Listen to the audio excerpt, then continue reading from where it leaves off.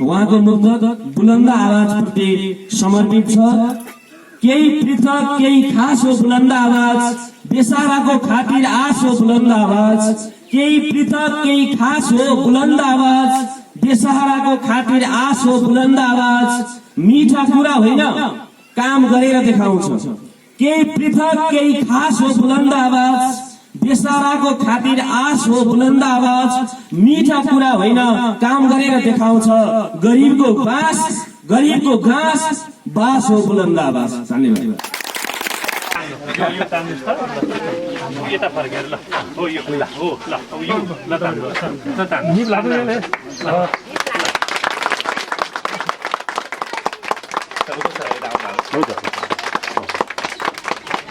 ल अब चाबी ल्याउनुहोस् त ल हजुर नै आउनुहोस्, हजुरको हातबाट खोल्ने हो ल यहाँ समाउनु त यसरी म यहाँ लगाइदिन्छु अनि ल यहाँ हजुरको हात ल्याउनु त हात ल्याउँदैन फेरि उहाँ ए हस् म हात अलिक गाह्रो छ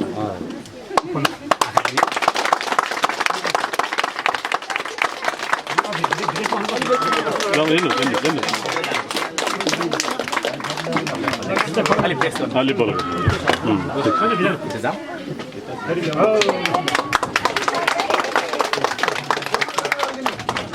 होइन शीतल बोली त्यहाँ चाहिँ यो सबै यो ग्यास भेन्टिलेसनहरू भयो मजाले उज्यालो छ। यति भएपछि अब यो फल सेलिङ भएपछि चाहिँ उसको पनि समस्या भएन, गर्मी हुँदैन होइन। ल अब यति भएपछि हजुरलाई अहिले पकाएर कसले खाउँछ उहाँलाई के छ?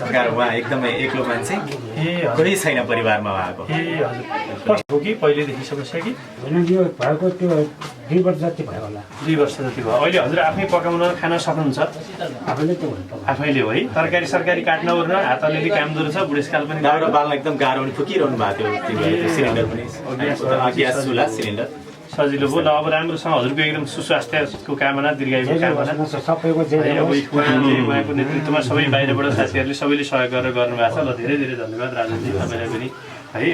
बुलन्द बुलन्द बुलन्द आवाज, बुलन्द बुलन्द बुलन्द आवाज। यो हो राष्ट्रको आभाष, यो हो मनको आवाज, यो हो कार्यक्रम बुलन्द आवाज। बुलन्द बुलन्द बुलन्द आवाज, विथ राजा नेपाल।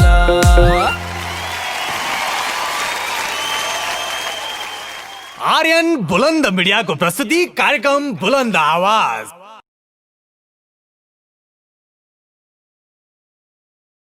एउटा अभियान सुरु गरे। यो अभियान सुरु गर्नुको औचित्यकै भाषामा संसारभर भएका राजन नेपालहरूको सेवाभाव, यस्तै सेवाभावले गर्दा महिला श्रेष्ठले प्राप्त गरून् भन्ने उद्देश्य सहित उहाँले उद्घोष गर्नुभएको थियो। राहतका लागि उनको घर निर्माण गर्न च्यानल बुलन्द आवाज मार्फत आह्वान गर्दा खाडी मुलुकमा बस्ने र आफ्नो परिचय खाडीको डोरी लाउरी बताउनेले रु 1 लाख, लन्डन बस्ने लीला राईले रु 50,000 र मलेसियाबाट प्रेम सापकोटाले 30,000 सहयोग गर्नुभयो। उहाँहरू सबैलाई सम्मान स्वरूप समाज सेवी भन्न चाहन्छौँ हामी। नसोचेको पैसा राहतका लागि पाएपछि त्यसको उपयोगको उपाय सोच्दा खाद्य सामग्री वा नगद भन्ने विकल्प थियो। देशभर सामग्री स्थानीय सरकारले दिइरहेको विद्यमान अवस्थामा नै सहयोग गर्ने गरी तयारी भयो। राहत वितरणका लागि महिला श्रेष्ठसँग भेट भयो। भूकम्पपछि आफ्नो बासविहीन रूपमा रहेका महिला श्रेष्ठले खाद्यान्न पछि सीमा राईले उनकै लागि भनेर दिएको नगद रु 5,000 अस्वीकार गर्नुभयो। उचित बासको व्यवस्था गर्न अनुरोध गर्नुभयो। उहाँको बास 730 लाखको थियो। उनी सुतेको ठाउँमा सर्प नै आएको कुरा सुनेपछि सुरक्षित बासकै योजना बन्यो। त्यसका लागि गरिएको आह्वानमा सकारात्मक प्रतिक्रिया र सहयोग प्राप्त भएपछि आज हामीले माइला श्रेष्ठकै सपनासँग जोडिएको हाम्रो सपना साकार पार्न सफल भएका छौँ। यो औपचारिक कार्यक्रमको खास योजना थिएन। हुन पनि देशमा महाभूकम्पपछि धेरै व्यक्ति र संस्थाले यस्ता महिला श्रेष्ठको नभई महिला श्रेष्ठहरूकै लागि सामूहिक आवास बनाएको परिप्रेक्ष्यमा यसलाई चर्चाको विषय बनाउने राजन नेपालको अनुरोधलाई हामीले उत्प्रेरणाका लागि भए पनि औपचारिकता दिने कुरा गर्यौं। कार्यक्रमको औपचारिकतामा सहमति भयो, तर मुख्य अभियन्ता सभाध्यक्षताका लागि अरु कसैको प्रतीक्षामा थिए। सोचको स्वामित्वका लागि भए पनि उनैले सभाध्यक्षता गर्ने निर्णयमा उनको एउटा प्रस्तावले स्थान पाउने भयो। उनको प्रस्ताव थियो यो घर बनाउन प्रत्यक्ष आर्थिक सहयोग गर्ने सहयोगीहरूलाई पहिला आसन ग्रहण गराएपछि आसन ग्रहण गर्ने। आम कार्यक्रम भन्दा फरक उनको प्रस्ताव स्वीकार गरियो। त्यही अनुरूप यहाँ उपस्थित हुनुहुने निम्न महानुभावहरूलाई यथा स्थानमा आसन ग्रहण गर्न तथा विभिन्न कारणवश आजको कार्यक्रममा उपस्थित हुन नसक्नेले हाम्रो च्यानलमा प्रसारण हुने भिडियो मार्फत सम्मान ग्रहणका लागि अनुरोध गर्दछु। आसन तथा सम्मान ग्रहणलाई हामीले प्राप्त रकम भन्दा प्राप्त भएको रोल क्रम अनुसार यहाँ उल्लेख गरेका छौँ। यहाँ जसले सहयोगी दाताजीहरूले यो घर निर्माण गर्नका लागि सहयोग गर्नुभयो उहाँहरूको नाम उहाँहरूलाई जो जहाँ हुनुहुन्छ त्यहीँ बसेर यो कार्यक्रमको आसन ग्रहण गरिदिनु हुन उहाँहरूको नामावलीलाई वाचन गर्न गइरहेको छु। उहाँहरू सबै पूर्ण रूपले समाजसेवी हुनुहुन्छ। लीला राई, खाडीको लाउरे, डोरी लाउरे, पेनाड युवा क्लब मलेसिया, अनमोल छेत्री मलेसिया, सन्तोष कली डलिम्बू, शान्ता वालिङ राई झापा, देवकी राई भोजपुर, नवजीवन परोपकार समूह फुटुङ, वीरेन मगर, शैलेन्द्र विक्रम कुँवर, नाम भन्न नचाहने दाता, माधव दुलाल, जानकी बोहरा, गणेश अधिकारी, ईसा गुरुङ, हेम थापा, दिलीप काजी महर्जन, सबु सुनवार, नारायण भिताल, ज्वाला संग्रौला जापान, गीता थापा जापान, आयसा, माधव पौडेल, ध्रुव तिमल सिन्हा, सीमा राई, संजू अमगाई, श्रीकृष्ण तिमल सिन्हा, दीपेन्द्र तिवारी, श्यामबहादुर कार्की, लक्ष्मी श्रेष्ठ, मोहन श्रेष्ठ, सीताराम बोगटी, पवित्रा गौतम र उद्धव गुरागाई उहाँहरूलाई पनि आसन ग्रहण यथास्थानमा आसन ग्रहणको लागि म हार्दिक अनुरोध गर्दछु। आसन ग्रहणका लागि राजन नेपाल आर्यन बुलन्द मिडियाका अध्यक्ष, म सभापतिको अनुमति लिएर बाँकी कार्यक्रमलाई अगाडि बढाएँ। त्यसैगरी आज यो साँचो हस्तान्तरण कार्यक्रमका मुख्य अतिथि नागरिक समूहका अध्यक्ष एवं आर्यन बुलन्द मिडियाका संरक्षक श्री निगम हुमागाईज्यूलाई मुख्य अतिथिको आसन ग्रहण गरिदिनु हुन म अनुरोध गर्दछु। त्यसैगरी समाजसेवी एवं किसान अभियन्ता एवं आर्यन बुलन्द मिडियाका सल्लाहकार एवं संयोजक श्री उद्धव अधिकारीज्यूलाई विशेष अतिथिको आसन ग्रहण गरिदिनु हुन म हार्दिक अनुरोध गर्दछु। त्यसैगरी कलाकार तथा समता स्कुलका प्रधानाध्यापक अजय अधिकारी सुशीलज्यूलाई आसन ग्रहणको लागि मैले आमन्त्रण गरेँ। त्यसैगरी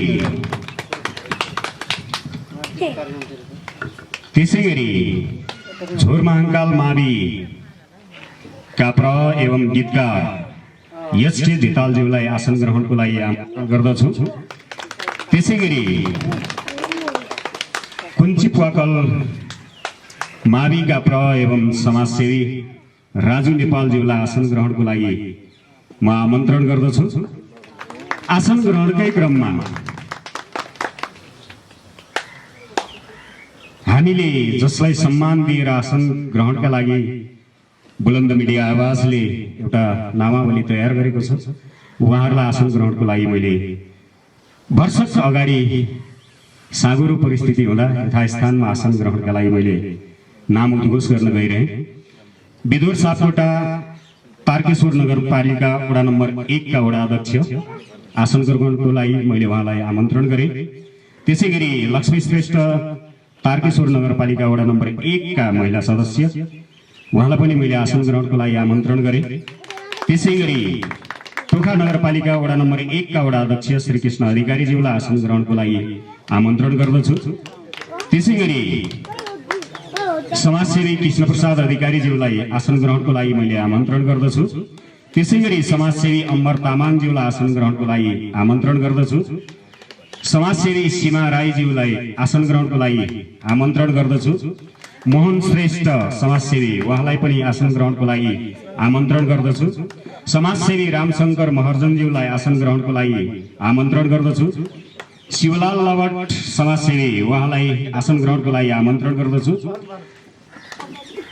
हरिहर अधिकारी समाजसेवी देश विदेशमा रहेर छरिएर रहेका सहयोगी हातहरूसँग एकबद्ध बनाएर जसका नाममा यो घर निर्माण भएको छ, जसलाई घर हस्तान्तरण गर्न लागि छ, उहाँलाई आसन ग्रहणको लागि म आमन्त्रण गर्दछु। महिला श्रेष्ठज्यूलाई। त्यसै गरी समाजसेवी शैलेन्द्र विक्रम कुँवरज्यूलाई आसन ग्रहणको लागि आमन्त्रण गर्दछु। त्यसै गरी समाजसेवी रमेश कुमार लामिछानेज्यूलाई आसन ग्रहणको लागि आमन्त्रण गर्दछु। ढकालचौर टोल सुधार समितिका अध्यक्ष नारायण अधिकारीज्यूलाई आसन ग्रहणको लागि आमन्त्रण गर्दछु। समाजसेवी टीकानारायण श्रेष्ठज्यूलाई आसन ग्रहणको लागि आमन्त्रण गर्दछु। समाजसेवी श्याम कार्कीज्यूलाई आसन ग्रहणको लागि आमन्त्रण गर्दछु। किरात खालिङ राई समुदायका उपाध्यक्ष खालदेवी टोल सुधार समितिका पनि उपाध्यक्ष अर्जुन राईज्यूलाई आसन ग्रहणको लागि आमन्त्रण गर्दछु। रघुनाथ अधिकारी लक्ष्मीपुर एकीकृत कृषक समूहका कोषाध्यक्ष अध्यक्ष रघुनाथ अधिकारीज्यूलाई आसन ग्रहणको लागि मैले आमन्त्रण गर्दछु। त्यसै गरी नवजीवन परोपकार समाजका सचिव एवं समाजसेवी शान्ति तिवारीज्यूलाई आसन ग्रहणको लागि आमन्त्रण गर्दछु। त्यसै गरी श्रीराम अधिकारी समाजसेवी एवं लक्ष्मीपुर कृषक समूहका कोषाध्यक्ष उहाँलाई आसन ग्रहणको लागि मैले आमन्त्रण गर्दछु। टोल सुधार समितिका कोषाध्यक्ष उहाँलाई पनि आसन ग्रहणको लागि आमन्त्रण गर्दछु। सम्माननीय दाजुभाइ तथा दिदीबहिनीहरू, आसन ग्रहणको क्रमलाई हामीले समय सापेक्ष अनुरूप आवश्यक परेमा हामी पुनः आसन ग्रहणको कार्यक्रमलाई अगाडि लिएर जाने जमर्को गर्नेछौँ।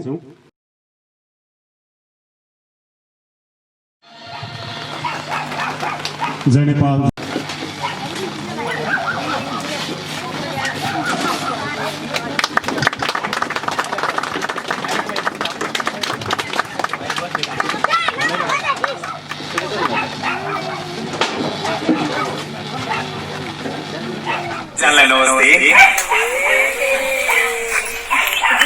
मलाई धेरै खुसी लागेको छ। खुसी कहाँबाट कसरी व्यक्त गरौँ, अरे कहाँबाट सुरु गरेर कहाँनिर गएर अन्त्य गरौँ भनेर मनमा नै सोचिरहेको छु। आज करिबन 1 महिनाको यो समय तपाईँहरूसँग बिताइरहँदा अनि यहाँका आमा बुवा दाजुभाइ दिदीबहिनीहरूले जसरी साथ दिनुभएको छ, सहयोग गर्नुभएको छ, त्यो फरक पाएको छ। अलिकति मैले केही कुराहरू यहाँ आधिकारिक रूपमा लेखेको छु, त्यसलाई पहिला पढेर सुनाउँछु।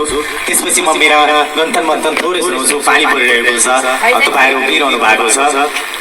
दर्शकबिन, महिला श्रेष्ठ घर हस्तान्तरण हुँदै गर्दा त्यहाँ लिएका नामहरू भन्दा हामीलाई आर्थिक सहयोग गर्ने नामहरू अरू पनि प्लस भएका हुँदा अझ भनौँ त्यही कार्यक्रम हुँदै गर्दा पनि हामीलाई थप अरू केही आत्मीय साथीहरू आत्मीय मित्रहरूले हामीलाई अरू रकम बढाइदिनु भएको हुँदा आज पुनः तिनै नामहरू दोहोऱ्याउने कोसिसमा छौँ। यानि कि हामीसँग अब अरू कति पैसा जम्मा भए त हो त्यही जानकारी तपाईँ माझ राख्दैछौँ।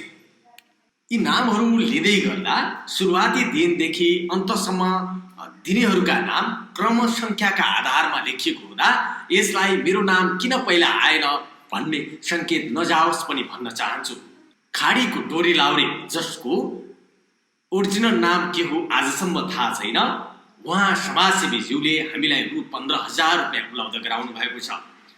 लीला राई यानि कि समाजसेवी लीला राई दिदीले लन्डनबाट रु 15,000 रुपियाँ उपलब्ध गराउनु भएको छ। पेनाङ युवा क्लब यानि कि राजन श्रेष्ठ नेवारको नेतृत्वमा रहेको मलेसियामा रहेको यो संस्थाले हामीलाई रु 7,000 रुपियाँ उपलब्ध गराएको छ। त्यसै गरेर अनमोल छेत्रीले मलेसियाबाट रु 2,145 रुपियाँ उपलब्ध गराउनु भएको छ। त्यसै गरेर सन्तोष कलिङ लिम्बुले 5,011 रुपियाँ त्यो पनि मलेसियाबाट नै उपलब्ध गराउनु भएको छ। समाजसेवी शान्ता वालिङ राई म्यामले हामीलाई रु 5,000 रुपियाँ झापाबाट उपलब्ध गराउनु भएको छ भने समाजसेवी देवकी राई म्यामले भोजपुरबाट रु 10,000 रुपियाँ उपलब्ध गराउनु भएको छ। नवजीवन परोपकार समाज त्यस्तो समाज जसले वृद्ध अशक्त असहायहरूको संरक्षण गर्छ हो त्यो संस्थाले पनि सोही संस्थाका अध्यक्ष दुर्गानाथ दाहालको नेतृत्वमा रु 5,100 रुपियाँ हामीलाई उपलब्ध गराएको छ। त्यसै गरेर हामीलाई नाम भन्न नरुचाउने एकजना त्यस्ता समाजसेवी जो यति बेला लकडाउनका कारण मलेसियामा फस्नु भएको छ, उहाँ त्यहाँ भिजिटको लागि जानुभएको छ हो, उहाँले हामीलाई रु 35,000 रुपियाँ उपलब्ध गराउनु भएको छ। त्यसै गरेर समाजसेवी मन शैलेन्द्र विक्रम कुँवरले रु 2,000 रुपियाँ उपलब्ध गराउनु भएको छ। फेरि त्यस्तै नाम भन्न नचाहने अर्का दाताले रु 5,000 रुपियाँ उपलब्ध गराउनु भएको छ। त्यस्तै समाजसेवी मन माधव दुलालजीले रु 5,000 रुपियाँ उपलब्ध गराउनु भएको छ। त्यसै गरेर समाजसेवी मन जानकी बोहराजीले रु 5,275 रुपियाँ हामीलाई उपलब्ध गराउनु भएको छ।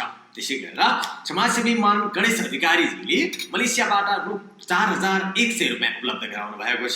त्यसै गरेर समाजसेवी तथा सामाजिक अभियन्ता ईशा गुरुङ म्याम जो लन्डनमा हुनुहुन्छ, हजारौं दुखी पीडितको आवाज सुनिदिने उहाँले रु 15,000 रुपियाँ हामीलाई उपलब्ध गराउनु भएको छ। त्यसै गरेर सामाजिक अभियन्ता सञ्चारकर्मी तथा बुलन्द आवाजको सहकर्मी साथी रामबाबु सेवंशले रु 5,000 रुपियाँ हामीलाई उपलब्ध गराउनु भएको छ। त्यसै गरेर समाजसेवी तथा समाजमा घट्दै गरेका ती अनेक घटनाहरू जो दुःख र पीडामा छन् हो तिनका लागि दैव नै भनेर उपस्थित हुने समाजसेवी हेम थापा र माया थापा दिचुले रु 20,000 रुपियाँ हामीलाई हेम एन्ड माया फाउन्डेसनको मार्फत उपलब्ध गराउनु भएको छ। त्यसै गरेर सामाजिक मन जो सदैव समाजसेवामा लागि पर्छ हो त्यो मन जापानबाट दिलकाजी महर्जनले रु 10,100 रुपियाँ हामीलाई उपलब्ध गराउनु भएको छ। त्यसै गरेर सामाजिक अभियन्ता तथा समाजसेवी सबु सुनार म्यामले रु 10,000 रुपियाँ हामीलाई उपलब्ध गराउनु भएको छ।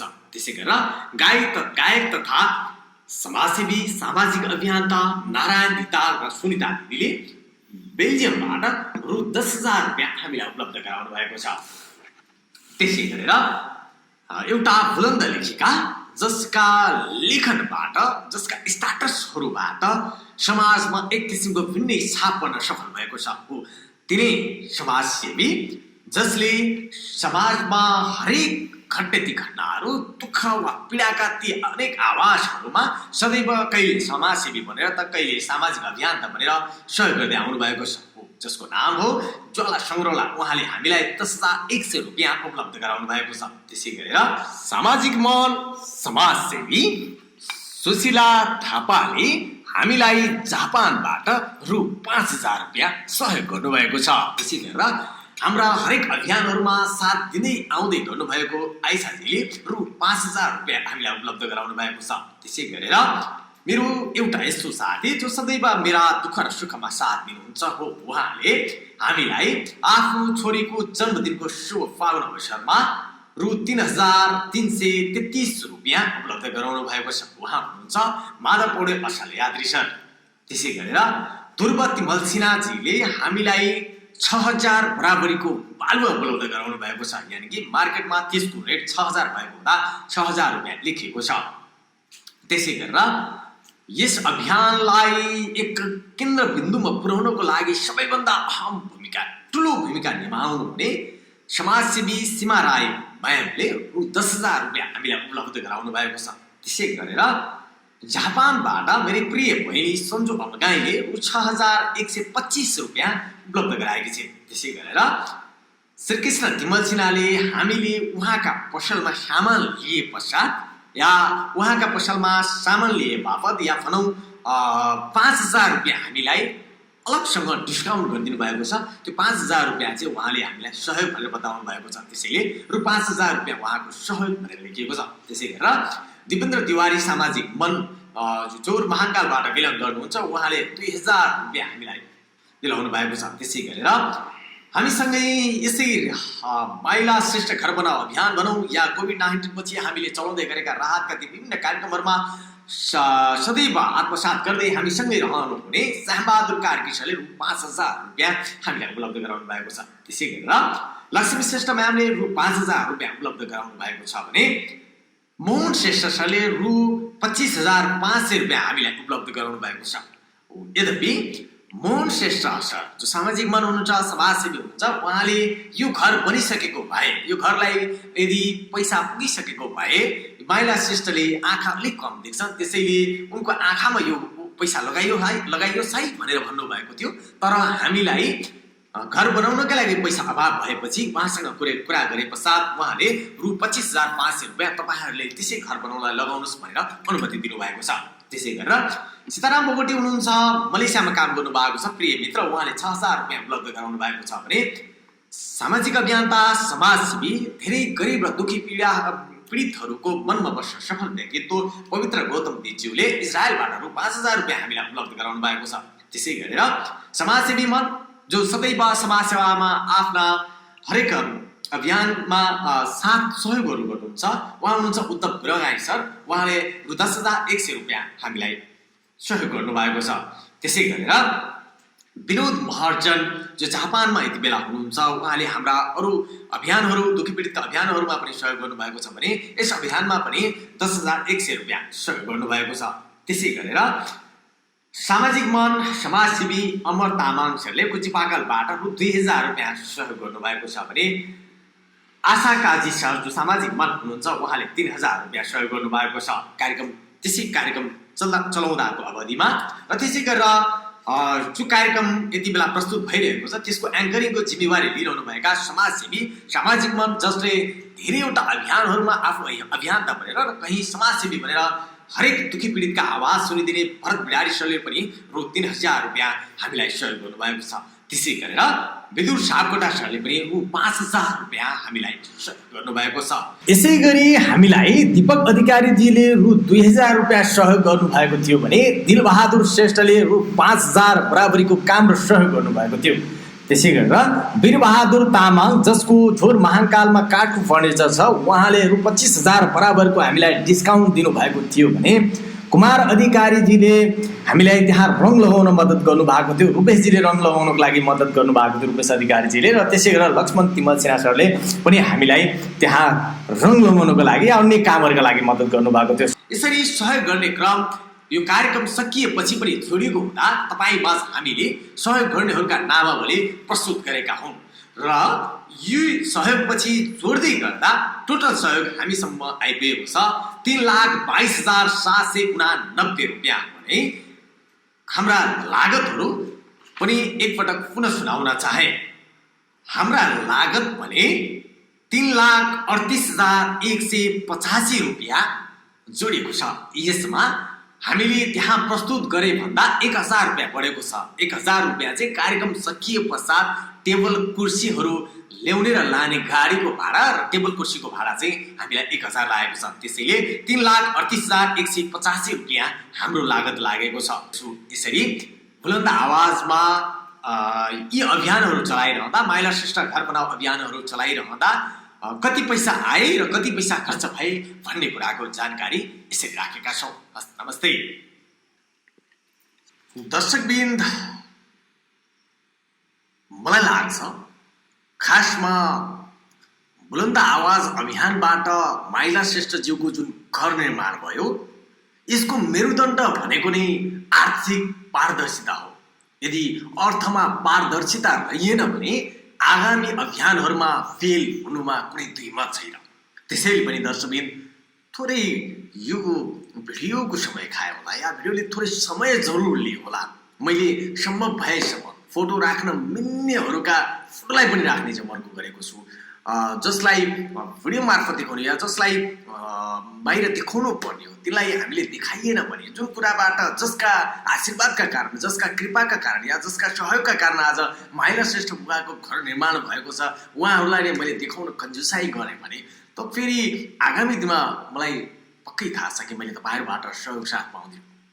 त्यसैले पनि यो वास्तवमै राजा नेपाल या बुलन्द आवाज टिम चाहिँ अर्थ पारदर्शितामा नम्बर 1 मा छ या अर्थ पारदर्शितामा एकदमै अगाडि छ भनेर बताउनका लागि पनि या भनौँ आफ्नै आत्मसन्तुष्टिका लागि मलाई पनि आत्मसन्तुष्टिका लागि पनि मैले यो भिडियोलाई यसरी तयार गरेको हुँ। यसलाई अन्यथा नलिनु होला। समय अलिक बढी खर्च भएको भए माफी पनि माग्न चाहन्छु बाँकी यिनै भिडियोका आवाजहरूबाट। यहाँहरू सबैले यसै गरी यस्तै विपदमा परेका आम नागरिकहरूको सेवा गर्ने अवसर लक्ष्मीनारायण भगवानले प्रदान गरून् यही नै हाम्रो यहाँहरू सबै प्रति कामना शुभकामना। समादरणीय दाजुभाइ सबैकै हातबाट उद्घाटन गरौँ ल। पहिला यो तान्नु यो तान्नुहोस् त यता फर्केर ल हो यो ल हो ल यो ल तान्नु ल तान्नु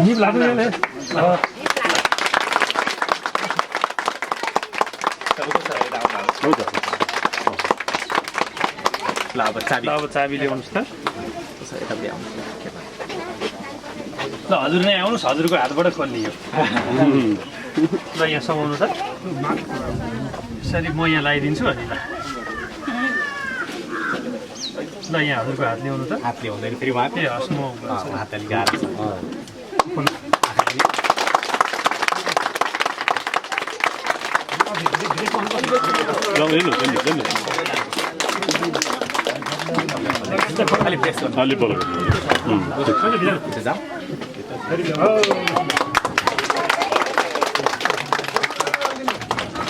होइन शीतल बोली यहाँ चाहिँ यो सबै यो भेन्टिलेसनहरू भइगयो मजाले उज्यालो छ। यति भएपछि अब यो फल सेलिङ भएपछि चाहिँ उसको पनि समस्या भएन गर्मी हुँदैन होइन। ल अब यति भएपछि हजुरलाई अहिले पकाएर कसले खुवाउँछ उहाँलाई के छ उहाँ एकदमै एक्लो मान्छे ए कोही छैन परिवारमा उहाँको ए हजुर कस्तो हो कि पहिलेदेखि समस्या कि होइन यो भएको त्यो 2 वर्ष जति भयो होला। 2 वर्ष जति भयो। अहिले हजुर आफै पकाउन खान सक्नुहुन्छ आफैले त हुन्छ आफैले हो है। तरकारी सरकारी काट्न ओर्न हात अलिअलि काम गर्नु छ बुढेसकाल पनि दाउरा बाल्न एकदम गाह्रो पनि फुकिरहनु भएको थियो सिलिन्डर पनि ग्यास चुल्हा सिलिन्डर सजिलो भयो। ल अब राम्रोसँग हजुरको एकदम सुस्वास्थ्यको कामना दीर्घायुको कामना सबैको उहाँको नेतृत्वमा सबै बाहिरबाट साथीहरूले सबैले सहयोग गरेर गर्नुभएको छ। ल धेरै धेरै धन्यवाद राजनजी तपाईँलाई पनि है हजुरलाई पनि ल बाहिर उहाँले अलिकति उहाँले के राख्नुहुन्छ होला हजुर अहिले उहाँले बोल्नुहुन्छ अब यतापट्टि बाथरुम पनि छ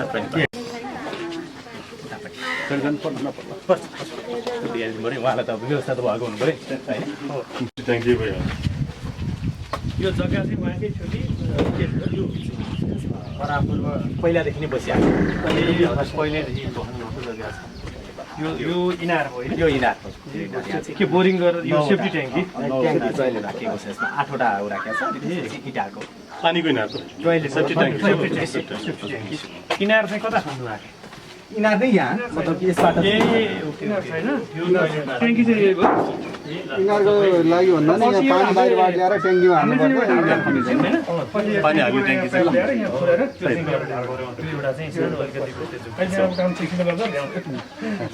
अनि तरकारीहरू कहाँ खानुहुन्छ तरकारी चाहिँ अब छैन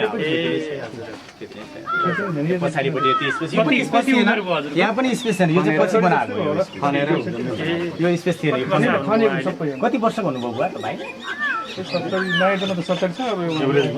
यो वृद्ध भत्ता यसपालिदेखि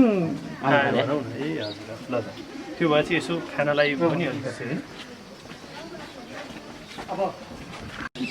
लाई उहाँले मूल्याङ्कन गरेर यसमा मेरो पनि केही सानो सहयोग गर्ने अनुरूप उहाँले हस्तान्तरण गर्नुभएको छ।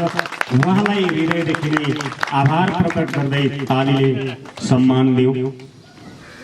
र यो कार्यक्रमको शुभारम्भदेखि नै राजनजीको एउटा उमेरले दाजु भए पनि निकट मित्रकै रूपमा उहाँ विदेश प्रवासमा हुँदा हामीले गर्ने समाज सेवामा उहाँको एकबद्धता हुने अनि उहाँले गर्ने समाज सेवामा हाम्रो एकबद्धता हुने यो प्रचलन अनुरूप यो कार्यक्रममा पनि मन शुभारम्भदेखि नै जोडिएको हो। समय र परिस्थितिले हामी यो कार्यक्रममा प्रत्यक्ष रूपले सहभागिता जनाउन नसकेकोमा म आफू क्षमा प्रार्थी छु। सोही अनुरूप माइला दाईलाई यो अवस्थासम्म ल्याउनका लागि जसले आफ्नो सहयोगी मन र हातलाई अगाडि बढाउनु भयो उहाँहरूलाई सम्मान स्वरूप उहाँहरूको त्यो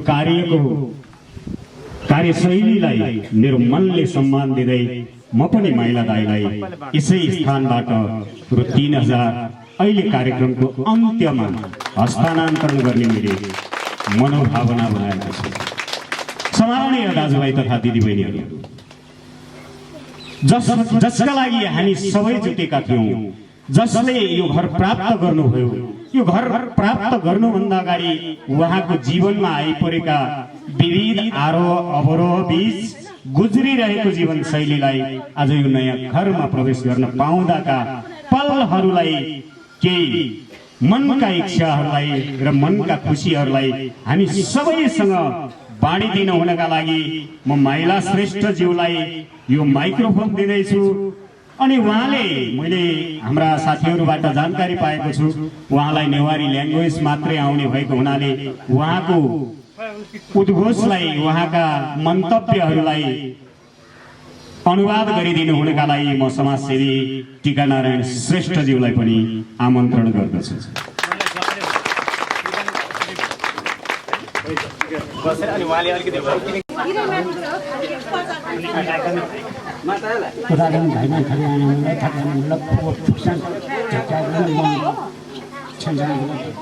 राजन भाइले अब चाहिँ सहयोग गरिदिनु भयो, सबैले सहयोग गरिदिनु भएकोमा धेरै धेरै धन्यवाद।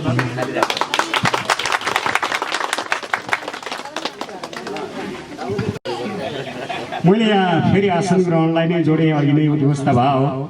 समाजसेवी अमर तामाङज्यू यहाँ उपस्थित हुनुभएको मैले देखेको छु। उहाँलाई पनि आसन ग्रहणको लागि आमन्त्रण गरेँ। मन्तव्यलाई नै यो पवित्र कार्यका लागि सभ्य र भव्य बनाउनका लागि पाल्नुभएका हाम्रा अतिथिज्यूहरू मध्येहरूबाटै हामीले फेरि मन्तव्यलाई अगाडि बढाउन गइरहेका छौँ। समाजसेवी अमर तामाङज्यूलाई म आफ्नो मन्तव्य राखिदिनु हुन हार्दिक अनुरोध गर्दछु। नमस्कार। धन्यवाद।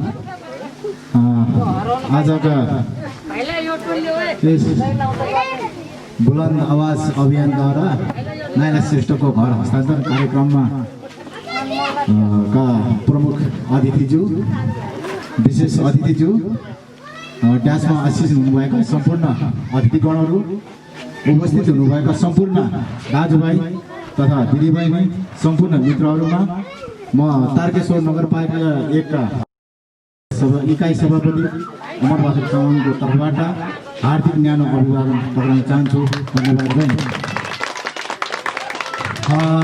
हुन त आज मलाई यो एकदम खुसी लागिरहेछ।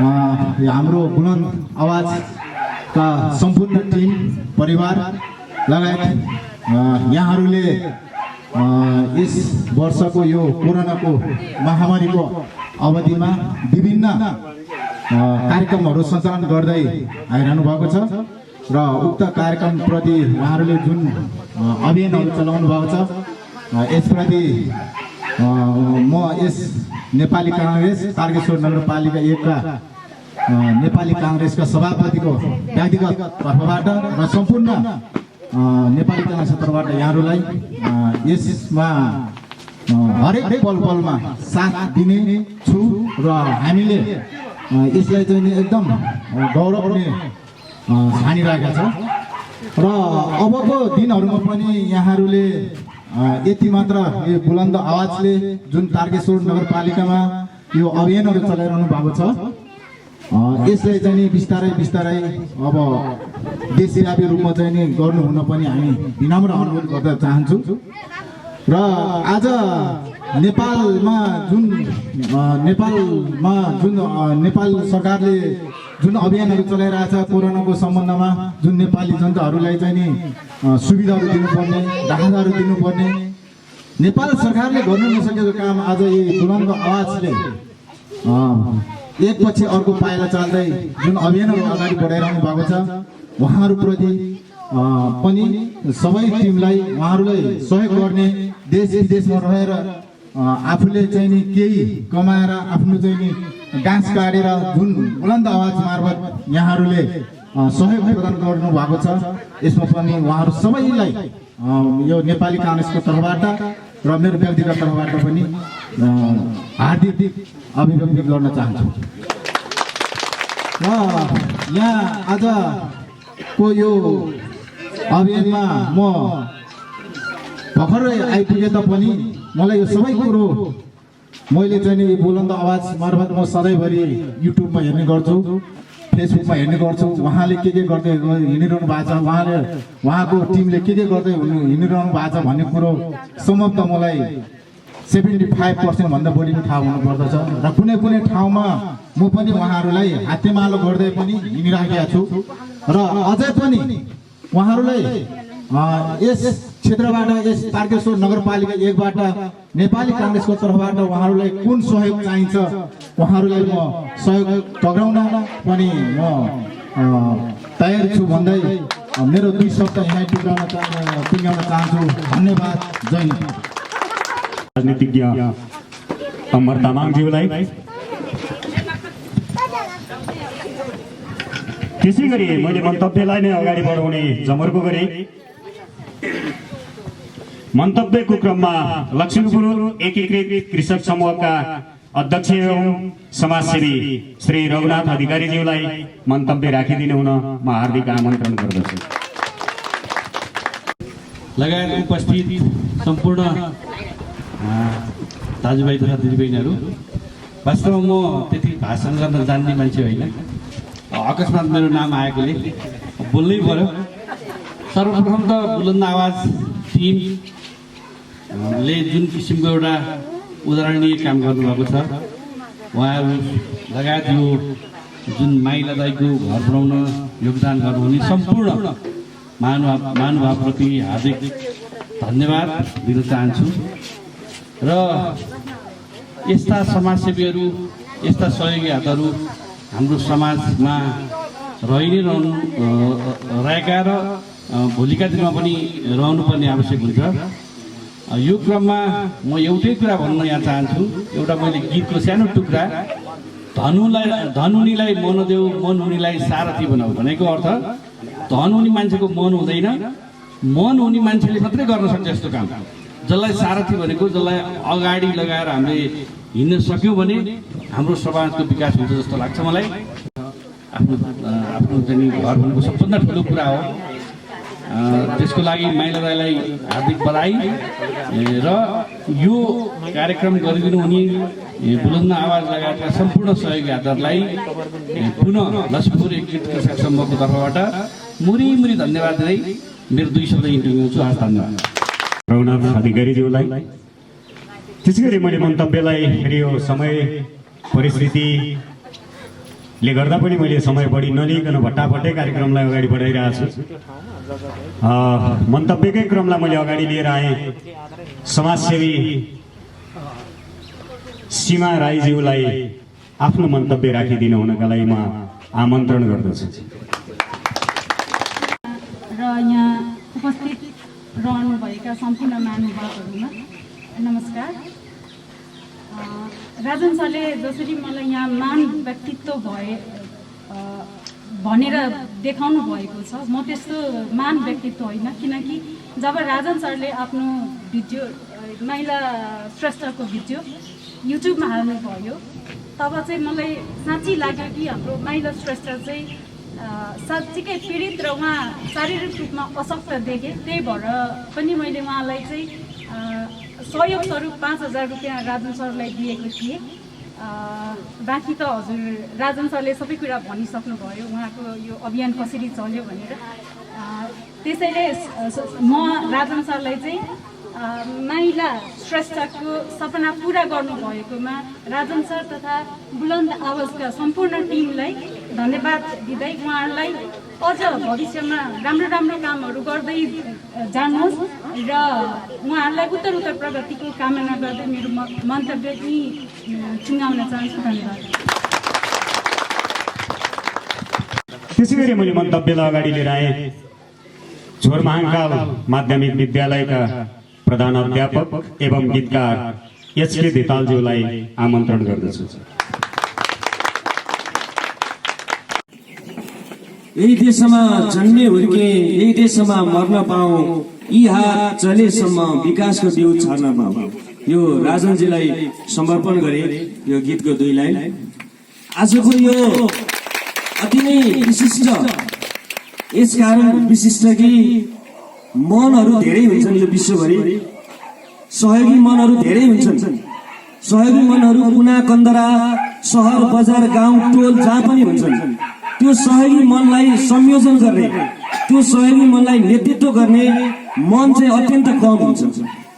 ती सहयोगी मनलाई तिनै नेतृत्व गर्ने मनले नेतृत्व गरेर नै यस्ता घरहरू बन्ने हुन्, रङ्गशाला बन्ने हुन्, बाटोहरू बन्ने हुन्। अन्यथा मन हुन्छ कतिको, धन हुन्छ, मन हुन्छ, हरेक हुन्छ, मान्छेभित्र हरेक कुराहरू हुन्छ। तर त्यसलाई पोख्ने ठाउँ, व्यक्त गर्ने ठाउँ, दिने ठाउँ कहाँ लगेर दिने, कहाँ लगेर के गर्ने, त्यो मान्छेले त्यो भ्रउ पाइरहेको हुँदैन। त्यसलाई संयोजन गर्ने मान्छे चाहिँ सबैभन्दा ठुलो नायकै हुन्छ। र यो घर बनाउने नायके मेरा आदरणीय मित्र राजनजी प्रति अत्यन्त आभारी छु, नतमस्तक छु। उहाँले अब के कुन शब्दले व्याख्या गरौँ मसँग शब्द छैन।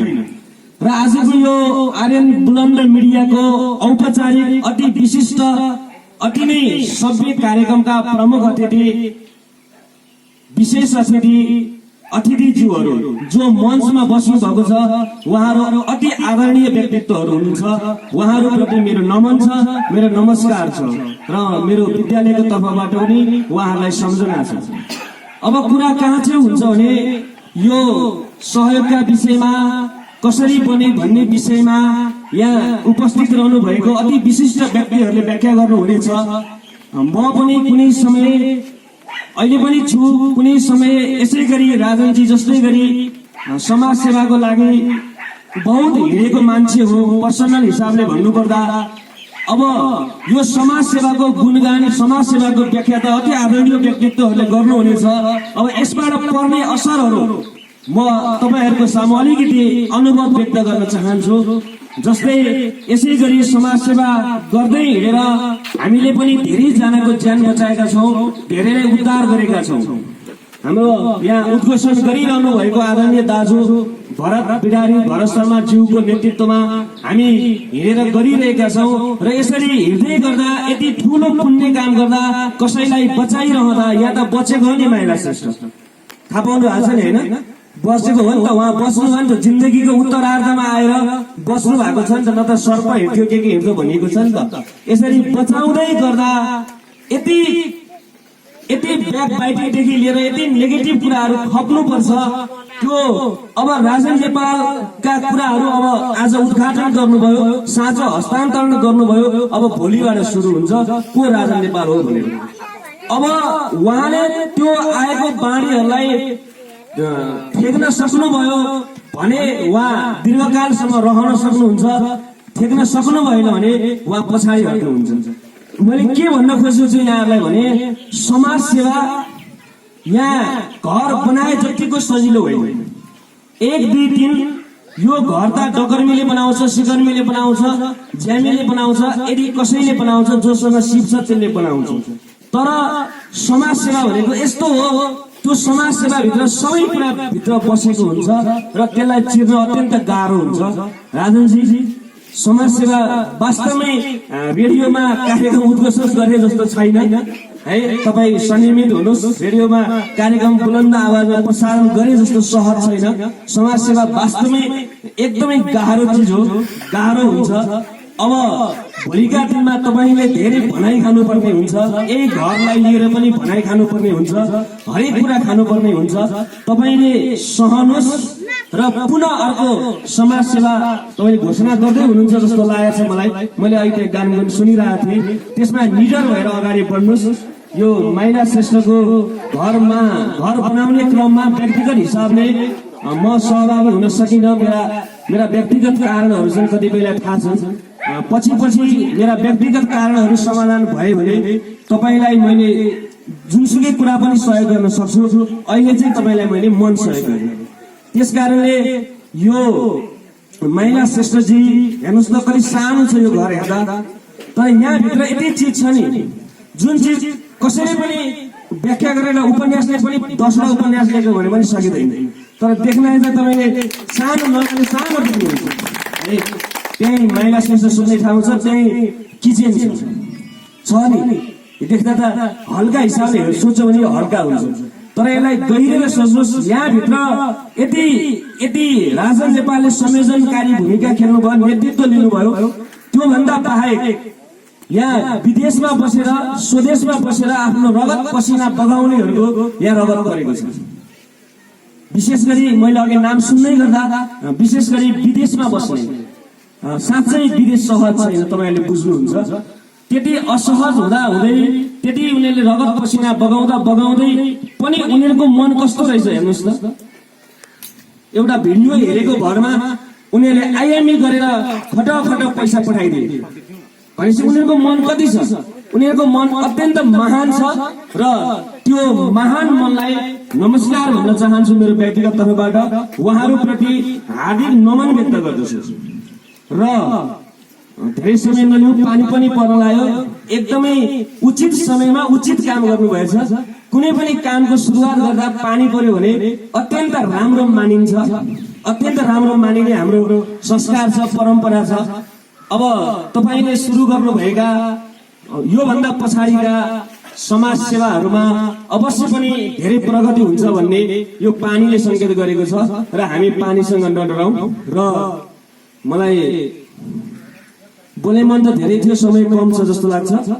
मेरो भनाइ टुङ्ग्याउँदै गर्दा यो आर्यन बुलन्द मिडियाको कार्यक्रम बुलन्द आवाज अभियानद्वारा तारकेश्वर नगरपालिका 1 अवस्थित माइला श्रेष्ठ ज्यूको वासस्थान निर्माणमा जसले जहाँबाट जे जस्तो किसिमको सहयोग गरे उहाँहरूप्रति मेरो हार्दिक नमन।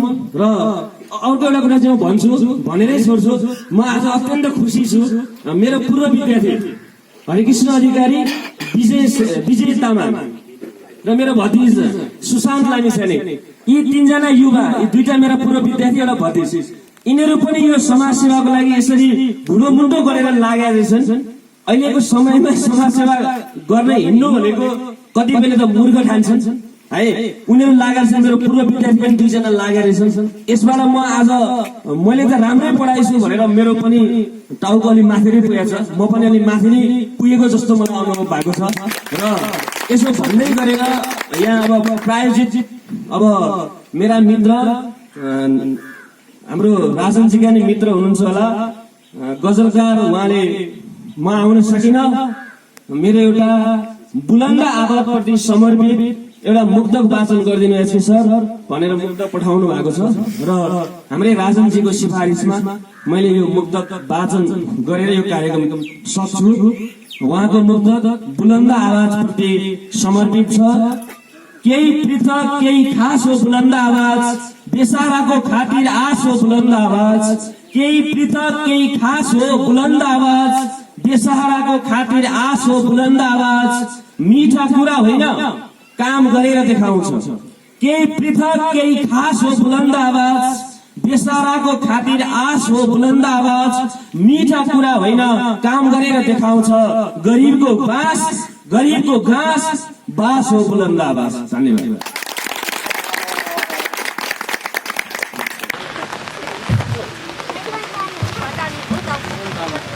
बाबु श्रेष्ठ हुनुभयो। सबैलाई नमस्ते। अहिले हामी यहाँ जुन माइला श्रेष्ठको घर निर्माण स्थलमा छौँ र यसको लागि जुन यो घर निर्माणको लागि हाम्रो राजन नेपालज्यूले जुन सङ्घर्ष गर्नुभयो र सङ्घर्ष पनि उहाँलाई जोरदार तालीले हार्दिक नमन गर्न हामी सबै चाहन्छौँ। र अर्को कुरा, संसारमा केही सपुत जन्मिन्छन्, ती सपुत मध्येको एक हाम्रो राजन सर पनि हुनुहुन्छ। यस एरियामा कति धनी व्यक्तित्व हुनुहुन्थ्यो होला, कति सम्पन्न व्यक्तित्व हुनुहुन्थ्यो होला। राजन भान्जाको घरमा गएँ, काठमाडौँ भनेर पनि भन्न पनि अलिक गाह्रो भनौँ, अलि माथि गाउँमा हेर्दा वनकै छेउमा रहेछ। त्यति एउटा दुर्गम स्थलमा जन्मेर पनि यस्तो एउटा माइला तामाङको घरमा, के अरे माइला श्रेष्ठको घर मात्र नभएर उहाँले धेरै निर्माण कार्यमा साथ सहयोग दिनुभएको छ। र उहाँलाई जन्म दिने उहाँको माता पितालाई म हार्दिक नमन गर्न चाहन्छु। र यस अवसरमा र यो यस्तो व्यक्तित्व जसले आफ्नो भन्दा पनि अरूको लागि सोध्छ। मेरो बारेमा पनि मैले हाम्रो संस्थाको बारेमा पनि केही कुराहरू थोरै म जानकारी दिन्छु। पानी परिरहेको छ र यो पानी परेको होइन, यो भगवान् पनि खुसी भएर वर्षाउनु भएको हो।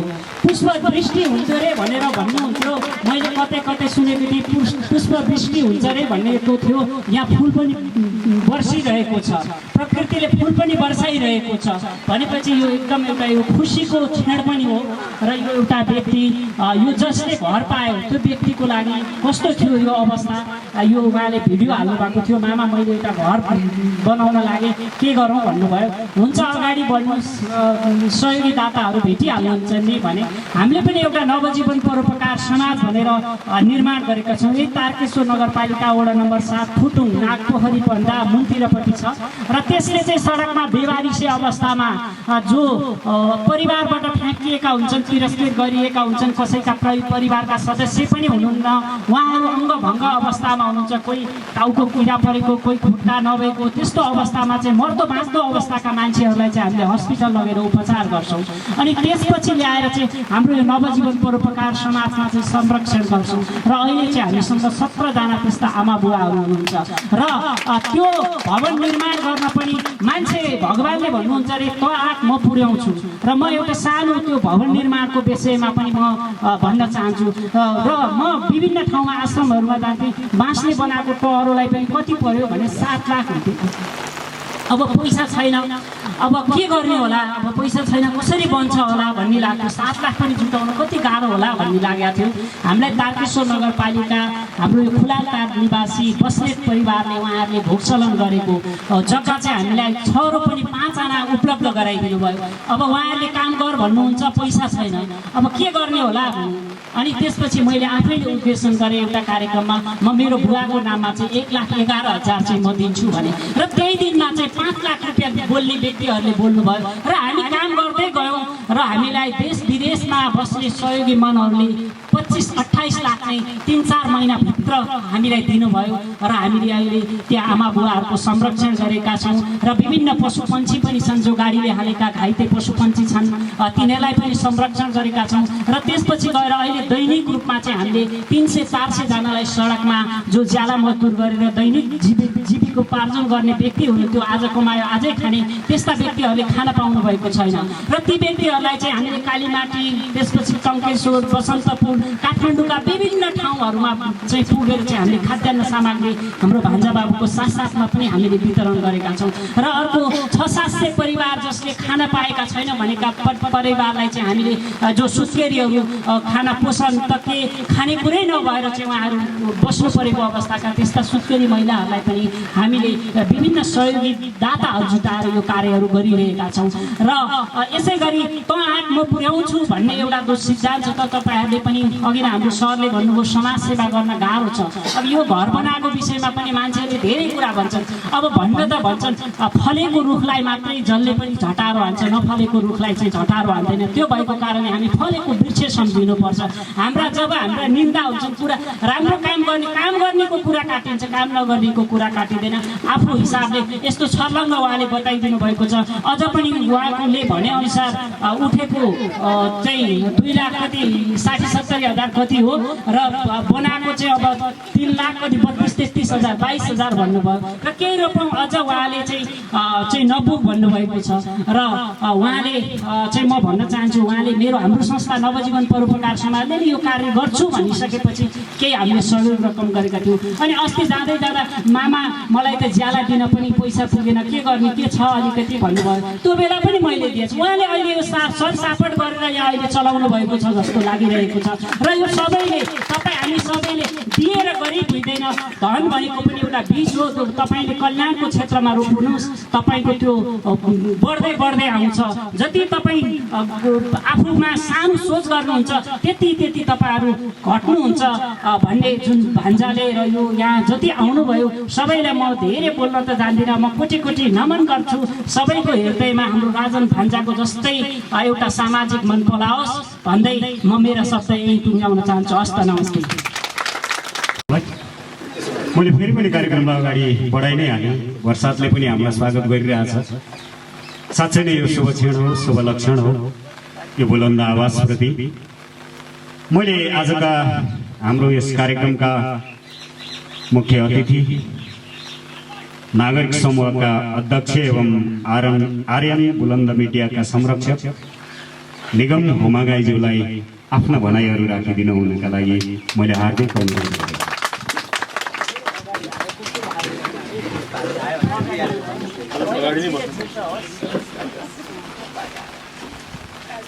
सञ्चालक भरत सर, यो कार्यक्रमको अध्यक्षता गरिरहनुभएका व्यक्ति बुलन्द आवाजका अध्यक्ष मेरो प्रिय मित्र राजन नेपालजी, त्यसै गरी हाम्रो किसान अभियन्ता आदरणीय व्यक्तित्व उद्धव अधिकारीज्यू, त्यसै गरी समन्ता स्कुलको अनि झोर माङकाल स्कुलका प्रधानाध्यापकज्यूहरू, त्यसै गरी राजु नेपाल सर, त्यसै गरी मेरो आदरणीय मित्र आदरणीय दुर्गानाथ दाहालज्यू, त्यसै गरी अमर तामाङज्यू, रघुनाथजी, हाम्रो सीमाजी लगायत यो कार्यक्रममा चाहिँ उपस्थित हुनुभएका ओडाका प्रतिनिधिज्यूहरू र उपस्थित बुवा आमा दाजुभाइ तथा दिदीबहिनीहरू सबैमा हार्दिक न्यानो अभिवादन नमस्कार व्यक्त गर्न चाहन्छु। सबैभन्दा पहिला विशेष रूपमा म सम्बोधन गर्न चाहन्छु कि एउटा मान्छे जब उमेरले सिनियर हुँदै जान्छ आफ्नो बाल्यकालदेखिको हुर्किँदै बढ्दै धेरै कुरा सिक्दै अनुभव गर्दै क्रमशः जब मान्छे चाहिँ जीवनको उत्तरार्धमा अथवा वृद्धावस्थामा पुग्दै जान्छ तब हामी चाहिँ ती बुवा आमाहरूलाई चाहिँ हामी देवता तुल्य मान्छौँ। त्यस्तै देवता तुल्य व्यक्तित्व हाम्रो माइला श्रेष्ठज्यू, म उहाँलाई पनि विशेष रूपमा चाहिँ सम्बोधन गर्न चाहन्छु।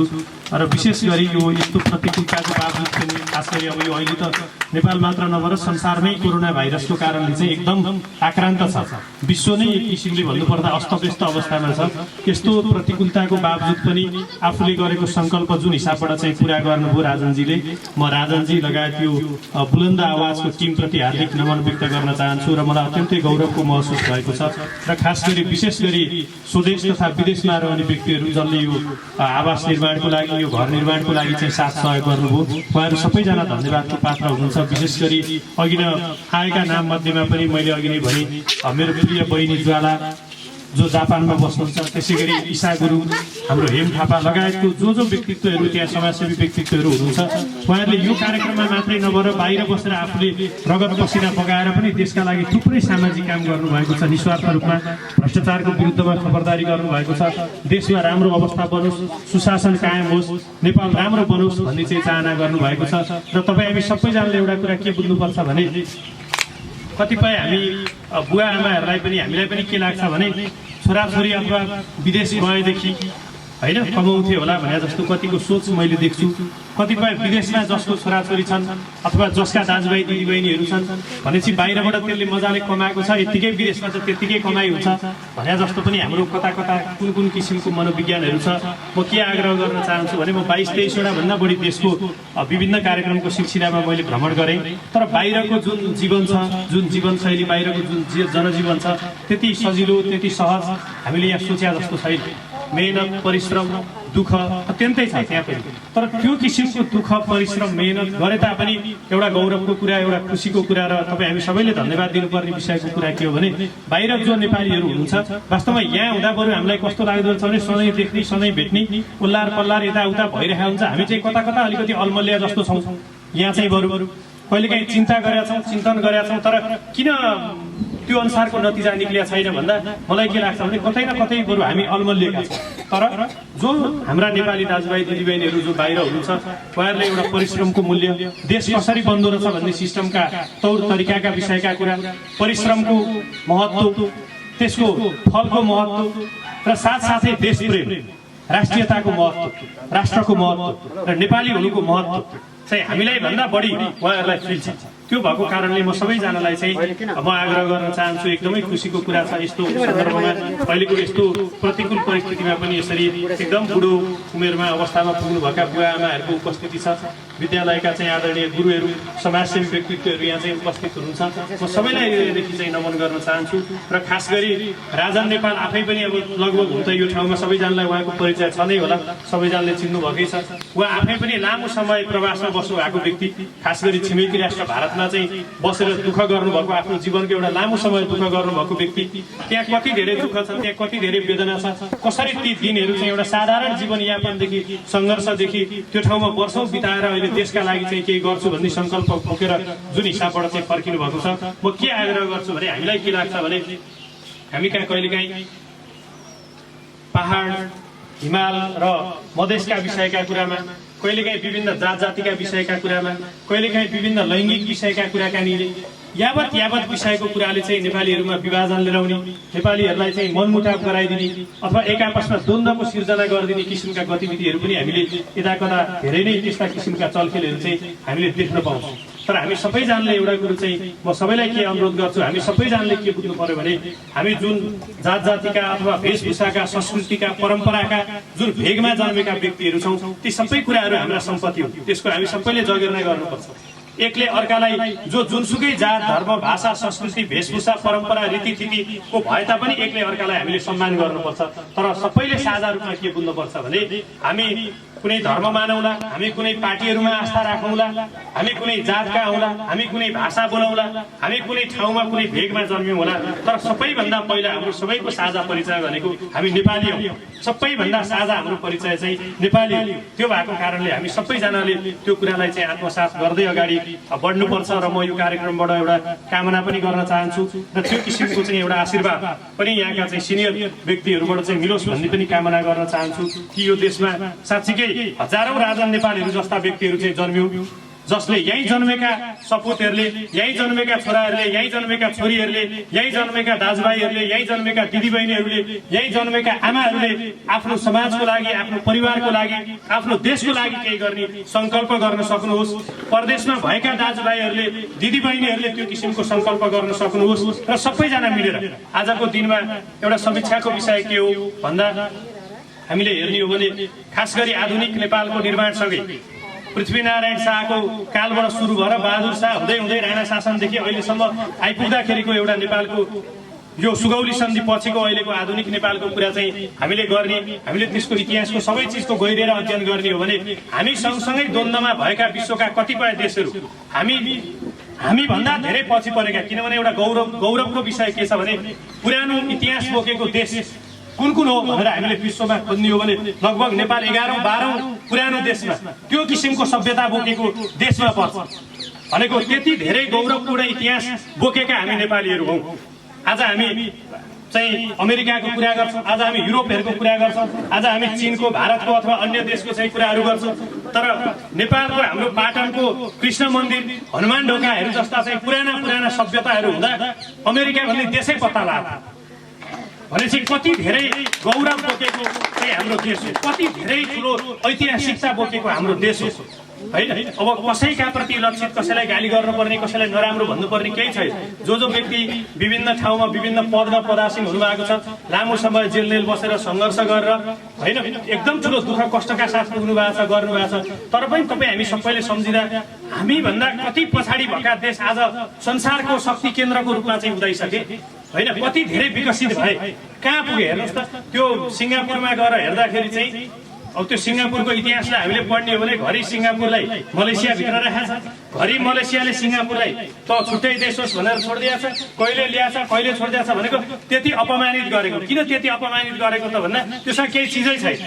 त्यही बालुवै बालुवा भएको, केही उब्जनी नहुने, केही चिज नै नहुने भनेर त्यत्रो हेराइ गरेर फालेको देश आज वर्षमा करोडौँ पर्यटक त्यो ठाउँमा जाने। आज हेर्नुहोस् त ट्रम्पको र चाहिँ त्यो के अरे उत्तर कोरियाको चाहिँ राष्ट्रपति किम जोङ उनको होइन, किमको र ट्रम्पको वार्ता गर्नु पर्यो भने आज सिङ्गापुर चाहिँ आज सेलेक्ट हुन्छ। आज विश्वका मान्छेहरूको चाहिँ एउटा पर्यटकीय गन्तव्यमा पुग्छ। त्यो देशको नागरिकहरूको, त्यो देशको नागरिकको पासपोर्ट संसारको सबैभन्दा शक्तिशाली पासपोर्टको चाहिँ सूचीमा दोस्रो तेस्रोमा कहिले पहिलोमा परेर आउँछ भनेको यस्ता संसारका थुप्रै। हामीले खाडी मुलुककै कुरा गर्ने हो भने पनि यसो गरेर खाडी मुलुकमा हेर्दा के छ त, मरुभूमि भएका ठाउँहरू त त्यस्तो स्वर्ग जस्तो भइसकेका छन् भने हामीले पढेका छौँ, अध्ययनहरूले देखाएका छन्, अनुसन्धानहरूले देखाएका छन्। युरेनियम 1 केजी युरेनियमको कति पर्छ हेर्नुहोस् त होइन। यार्सा गुम्बादेखि युरेनियमसम्मका कुरा, लुम्बिनी गौतम बुद्धदेखि पशुपतिनाथसम्मका कुरा, जनशक्तिको कुरा गर्ने हो भने पनि यत्र युवा जनशक्ति चाहिँ हाम्रो बिचमा हामीहरू छौँ। प्राचीन सभ्यता बोकेको चाहिँ एउटा देश भने कुनै न कुनै रूपमा तपाईँ हामी सबै बुवा आमाले, दाजुभाइले, दिदीबहिनीहरूले पढे बुझेका सबै मान्छेले एउटा समीक्षा चाहिँ हामीले के गर्नुपर्ने आवश्यकता छ भने हेर्नुहोस्, व्यवस्था ठुलो कुरा होइन।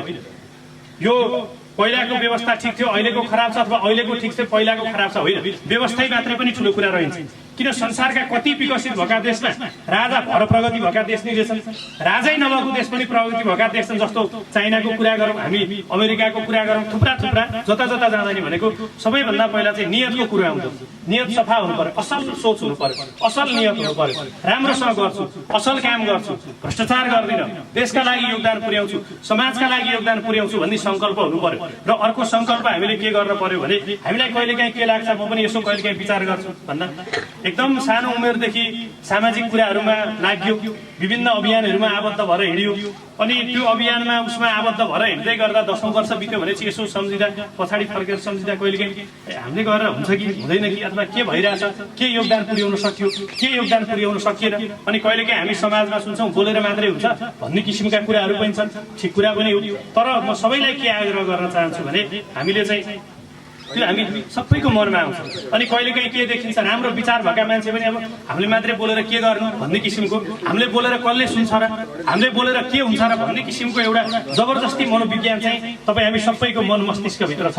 तर तपाईँ हामी सबैले एउटा कुरा के बुझ्नु पर्यो, तपाईँ हामी सबैजनाले एउटा सङ्कल्प के गर्नु पर्यो भने म एउटाले बोलेर, म एउटाले बुझेर, अथवा म एउटाले परिवर्तन गरेर के हुन्छ र भन्ने सोच सबैभन्दा पहिला हामीले हटाउनु पर्यो। हुन्छ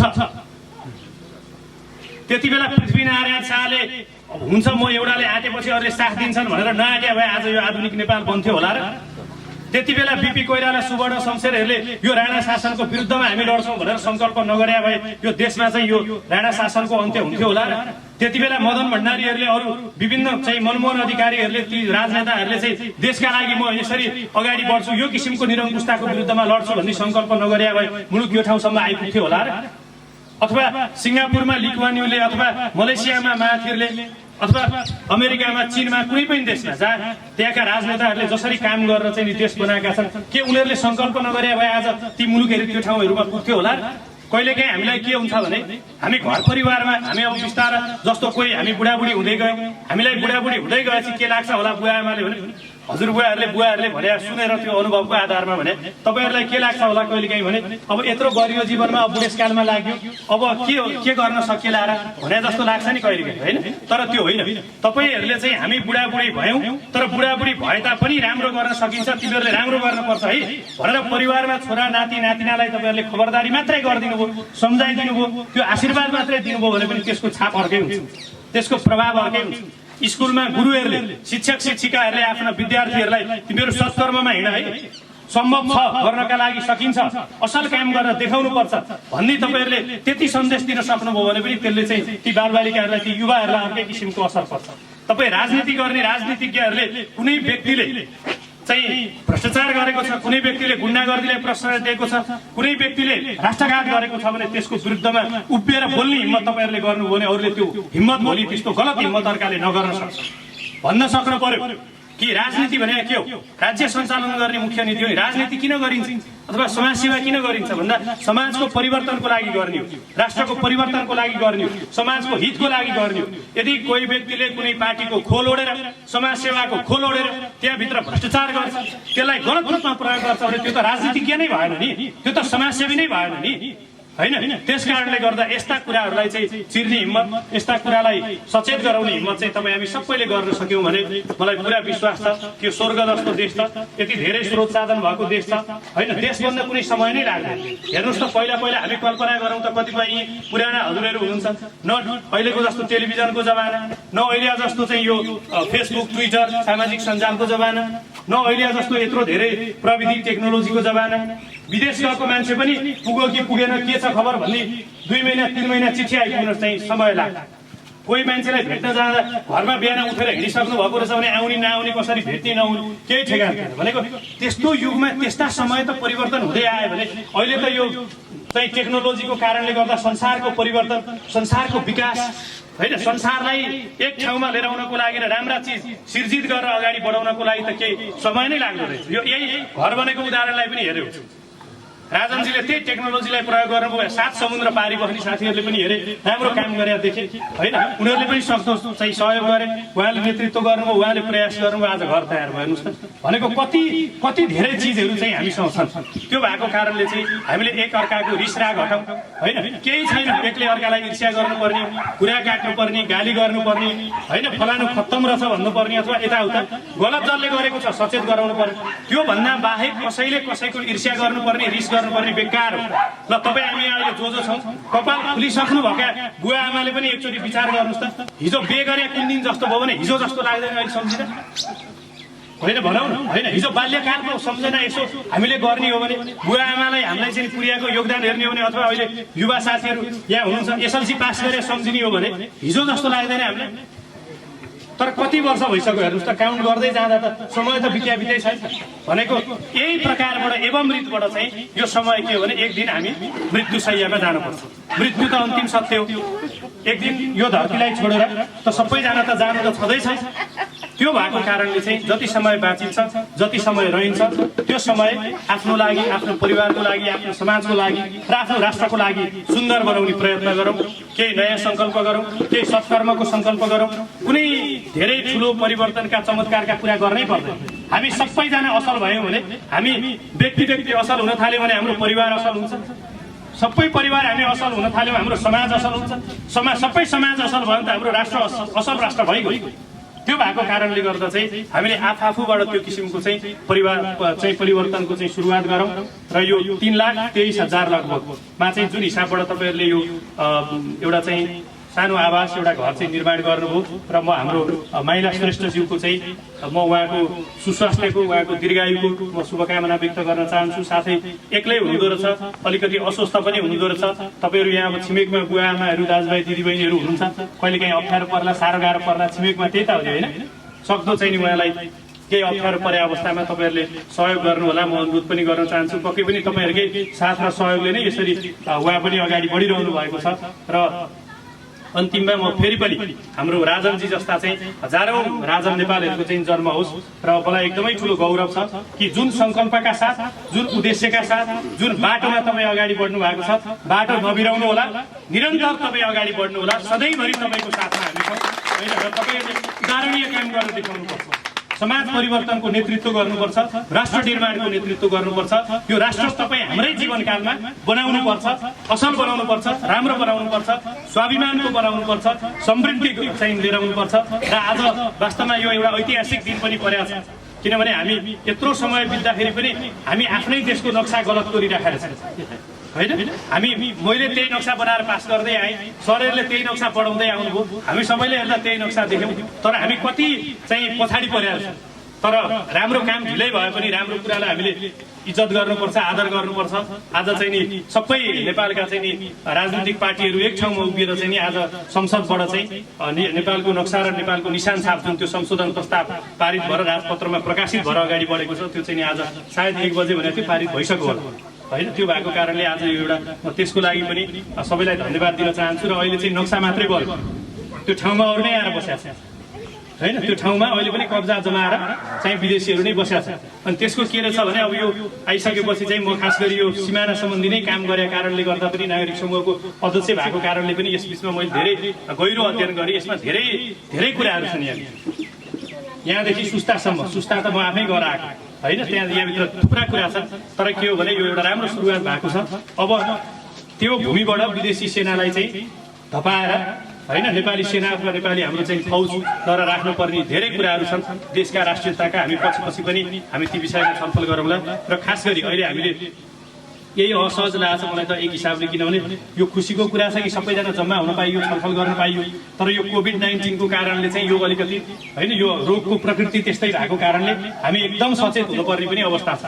र म तपाईँहरू सबैजनालाई सुरक्षित रहनु होला, आफ्नो ख्याल गर्नु होला, आफ्नो परिवारको चाहिँ ख्याल गर्नु होला। अब यो कोभिड-19 को यो त्रास एउटा चाहिँ यो महामारीबाट पहिला सबैजना स्वस्थपूर्वक बाँचेर यो चिजलाई चाहिँ पार लागोस्, त्यसपछि अरू कुराहरूमा फेरि सहकार्य गरौँला। र बुलन्द आवाजको र राजनजीको यो जुन अर्को नेक्स्ट प्रोजेक्ट तपाईँले चाहिँ घोषणा गर्नुभयो त्यो प्रोजेक्टको लागि पनि मेरो तर्फबाट धेरै धेरै शुभकामना छ र हामी सधैँ सँगसँगै रहन्छौँ, साथसाथै रहन्छौँ। धेरै धेरै धन्यवाद। नमस्कार।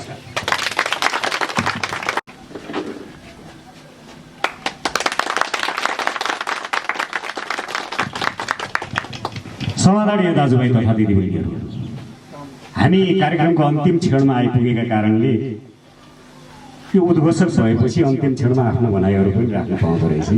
यो एउटा फाइदा चाहिँ लुट्न पाइहालिन्छ, त्यही फाइदा लुट्न खोजिहाल्यो। प्रसङ्ग जोडे मैले समाजसेवा भने जीवनको 14-15 वर्षको उमेरबाट समाजसेवामा तल्लीन भएर 53औं वसन्तसम्म म आइपुग्दै गर्दा अहिले एचके सरले भनेका कुराहरूले मन छोएको छ। किन छोयो भन्दा यो समाजसेवा गर्दा सकारात्मक कुराहरू गर्नेको बाहुल्यता भन्दा नकारात्मक कुरा गर्ने मानिसहरूको बाहुल्यता समाजमा जकडिएर बसेको छ। त्यो नकारात्मक कुरा सुन्दै गर्दा या कसैले सुनाउँदै गर्दा समाजसेवा गर्ने मान्छेका लागि यो एउटा ऊर्जा हो। मेरो लागि चाहिँ जसले विरोध गर्नुहुन्थ्यो, जसले कुरा काटिदिनुहुन्थ्यो, तब मलाई जाँगर चल्दै आउँथ्यो। जति समाजमा चाहिँ सम्मानका भाषाहरू गुन्जिन्थे, जति समाजले चाहिँ वा तैँले राम्रो गरेका छस् भन्थे, त्यति जाँगर घट्दै जान्थ्यो। यो हाम्रो लागि ऊर्जा हो।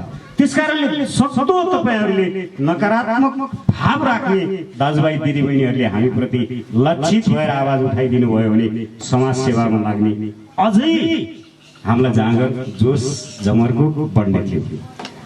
समाजसेवा त्यत्तिकै हो। यहाँ राजनीतिको खोल उड्नलाई एउटा पार्टीको झन्डा बोके पुग्छ। हुन त यहाँ अहिले त थुप्रै समाजसेवीहरू जन्मिसकेका छन्, थुप्रै देशभर धेरै समाजसेवीहरू उठेका छन्। समाजसेवी बन्नका लागि त्याग गर्नुपर्छ, तपस्या गर्नुपर्छ। कस्तो त्याग? लालचको त्याग। कस्तो तपस्या? परमात्माको तपस्या। परमात्मा कोसँग छ? हर जीवसँग। त्यसको तपस्या, तपाईँको तपस्या, दुखीको तपस्या, पीडितको तपस्या। यो तपस्या गर्न सक्ने मान्छे नै वास्तविक समाजसेवी हो। समाजसेवीको पनि घर परिवार हुन्छ। समाजसेवीको पनि घर परिवारमा थुप्रै विचार भएका सदस्यहरू हुन्छ। घर परिवारमा पनि आरोह हुन्छ। धेरै कुराहरू सहन गर्नुपर्छ समाजसेवी, धेरै ताप सहनुपर्छ समाजसेवी, अनि मात्र समाजसेवी हुन सकिन्छ। नत्र समाजसेवी तपाईँ मान्नुहोस्, चाडा इँटा बाटोमा बिछ्यायो समाजसेवी हुने खादाला, वाह क्या गर्नु। भोकले त्यहाँ तडपिएर पल्लो घरमा अर्को मरिरहेको छ, औषधि नपाएर चाहिँ जीवन मरणसँग जुधिरहेको छ, ऊप्रति उसको नजरै जान्छ। क्या गजब समाजसेवी, विडम्बना लाग्छ। समाजसेवा भनिसकेपछि जोसँग समाजसेवा गर्ने मनोभावना हुन्छ त्यसको अन्तर आत्मा भनेको निर्मल गङ्गा हो। त्यो कुनै पनि दागै हुँदैन। निर्मल गङ्गा जसरी हामीले गङ्गालाई हेर्छौँ निर्मल कञ्चन निश्चल छ, त्यसै गरी अन्तर आत्मा पनि त्यस्तै छ। समाजसेवी गर्ने आत्मा त्यस्तै हुन्छ। समाजसेवी गर्ने मान्छेहरू सायद यहाँ धेरै समाजसेवा गर्ने मित्रहरू नै स्टेजमा हुनुहुन्छ या अगाडि हुनुहुन्छ। समाजसेवी गर्ने मान्छेहरू अलिकति आक्रोशित पनि हुनु पनि पर्छ। किन भन्दा हरेक आवाजसँग लडाइँ गर्नुपर्छ। हरेकको जीवन उद्धार गर्नका लागि हरेक आवाजको लडाइँ लड्दा एउटा ढालै बोलेर चाहिँ छातीलाई अगाडि लिएर जानुपर्छ। त्यतिखेर अलिकति कठोरपना पनि ल्याउनुपर्छ, आक्रोश पनि हुनुपर्छ। तर आक्रोश कहाँ, कतिखेर, कुन समय, कुन अवस्थामा प्रयोग गर्ने त्यो समाजसेवीले विचार गर्ने कुरा हो। समाजसेवा भनिसकेपछि तपाईँ जुन टोल सहर गाउँ बस्तीमा बस्नुहुन्छ त्यहाँ बस्ने सम्पूर्ण जात जाति भाषा भाषी धर्म धर्मावलम्बीहरू जो जति जीवित आत्माहरू हुनुहुन्छ उहाँहरूको सेवा गर्नुपर्छ, उहाँहरूलाई आदर भाव राख्नुपर्छ, उहाँहरूको दुःखमा मेरो दुःख हो भनेर आँसु भोगाउन सक्नुपर्छ, उहाँहरूको दुःखलाई नै मेरो दुःख हो भनेर काँध थाप्न सक्नुपर्छ। त्यही अवस्थालाई अहिले बुलन्द मिडियाले आवाजले काँध थाप्यो माइला दाइको घरमा। समाजसेवा यसरी समाजसेवा गर्न बहुत कठिन छ। घाँस काट्नुपर्छ, वस्त्र च्यात्नुपर्छ, अर्थात् सर्ट प्यान्ट टोपी जुत्ता मोजा सबै किन्दै गर्दाखेरि मोजा चाहिँ नकिन्नु पर्ने अवस्था आउँछ, किनभने कसैलाई दान गर्नुपर्छ। अनि हामी यस्तो सभ्यतामा जन्मिएका छौँ, यस्तो संस्कारमा हुर्किएका छौँ, हरेक नागरिकले वर्ष दिनभरि कर्म गर्नुपर्छ। कर्म गरेपछि प्रतिफल प्राप्त हुन्छ, त्यो प्रतिफलको 10% अर्काका लागि छुट्याउनुपर्छ। जोगीका लागि, सन्यासीका लागि, अपाङ्गका लागि, अनाथका लागि, दुखीका लागि, रोगीका लागि, भोकाका लागि, नाङ्गाका लागि 10% हाम्रो संस्कारले सिकाउँछ, हाम्रो सभ्यताले सिकाउँछ। त्यो 10%ले गाउँमा रहेका, समाजमा रहेका, घर टोल बस्तीमा रहेका दुखी पीडितहरूको सेवा गर्नुपर्छ। म यहाँ आज उपस्थित हुँदै गर्दाखेरि हरि सर पनि यहीँ हुनुहुन्छ। यो लकडाउनभन्दा पनि धेरै अगाडि हामी करिब करिब मङ्सिर पुसतिर नवजीवन परोपकार समाजलाई 5000 रुपियाँ सहयोग गर्ने मनसायका साथ म जोडिएको अन्सु कार्की र हाम्रो यहाँ बहिनी तिवारी बहिनी हुनुहुन्छ, यही अगाडि मैले देखिरहेको छु, बोल्न भ्याएको छैन। उहाँहरूको सामाजिक सञ्जालमा ती वृद्ध बाबाआमाहरूलाई गरेको सेवा भावबाट म उत्प्रेरित भयो। त्यतिखेर अन्सु बहिनीले मलाई, तिवारी बहिनीको त नम्बरै थिएन, अन्सु बहिनीले भेट्ने भनेको दिनमा उहाँले फोटै उठाइदिनु भयो। करिब 1 घन्टा उहाँलाई फोन गरेर बस्यो, आउँदै आउनु भएन, आउँदै आउनु भएन, फोनै उठेन। नउठिसकेपछि त्यहाँबाट हामी हाम्रो गन्तव्यतिर लाग्यो। गन्तव्यतिर जाँदै गर्दाखेरि गन्तव्यमा पुगिसकेपछि अन्सु बहिनीले हामीलाई फोन गर्नु, दाइ तपाईँले धेरै कल गर्नुभएछ, किन होला? मैले तपाईँलाई जुन आवाज दिएको थिएँ, म ती वृद्ध बाआमाहरूकै अगाडि बसेर उहाँहरूको माया ममता साट्न मन लागेर तपाईँलाई सम्झिएको। दाइ अब आजलाई अन्यथा भयो, नमान्नु होला, तपाईँ कहिले आउनुहुन्छ? आउनुभन्दा 2 दिन अगाडि कल गर्नुहोस् है भन्नुहुन्थ्यो। म पनि विविध आरोहका बीच गुज्राउँदै गर्दाखेरि लकडाउन लाग्यो, लकडाउनले दुनियाँदारी बनायो, त्यो संस्थासम्म पुग्न सकिरहेको छैन। सायद 2-4 दिनभित्र तपाईँहरूकै त्यो संस्थाभित्र आएर बाआमासँगै आजै गरौँ भने म सक्ने अवस्थामा छु, तर म बाआमासँगै बस्ने पनि मन छ। वृद्धहरूको सेवा गर्न हामीले सक्नुपर्छ, बालबालिकाको सेवा गर्न हामीले सक्नुपर्छ, अन्ध अपाङ्गता भएका व्यक्तिहरूको सेवा गर्न हामीले सक्नुपर्छ। त्यस्ता मानिसहरूलाई सेवा गर्नुपर्छ। यो सेवा गर्नका लागि घरबाट उठ्नुपर्छ, घरबाट जुट्नुपर्छ। तब हामीले त्यो सेवालाई एउटा बिन्दुमा पुर्याउन सक्छौँ। समादरणीय दाजुभाइ तथा दिदीबहिनीहरू, मेरा भनाइहरू थुप्रै राख्नु थियो, धेरै राख्नु थियो। समाजलाई यस्तै अवसरहरूमा मोटिभेसन गर्ने, उत्प्रेरणा दिने यसै गरी हो, तर पनि समय अभाव छ। त्यो कारणले गर्दा मैले मेरा भनाइहरूलाई चाहिँ यहीँ बिट मार्ने जमर्को गरिरहेको छु। र मैले कार्यक्रम सञ्चालन गर्दै गर्दा कहीँ आरोह अवरोह आएका भए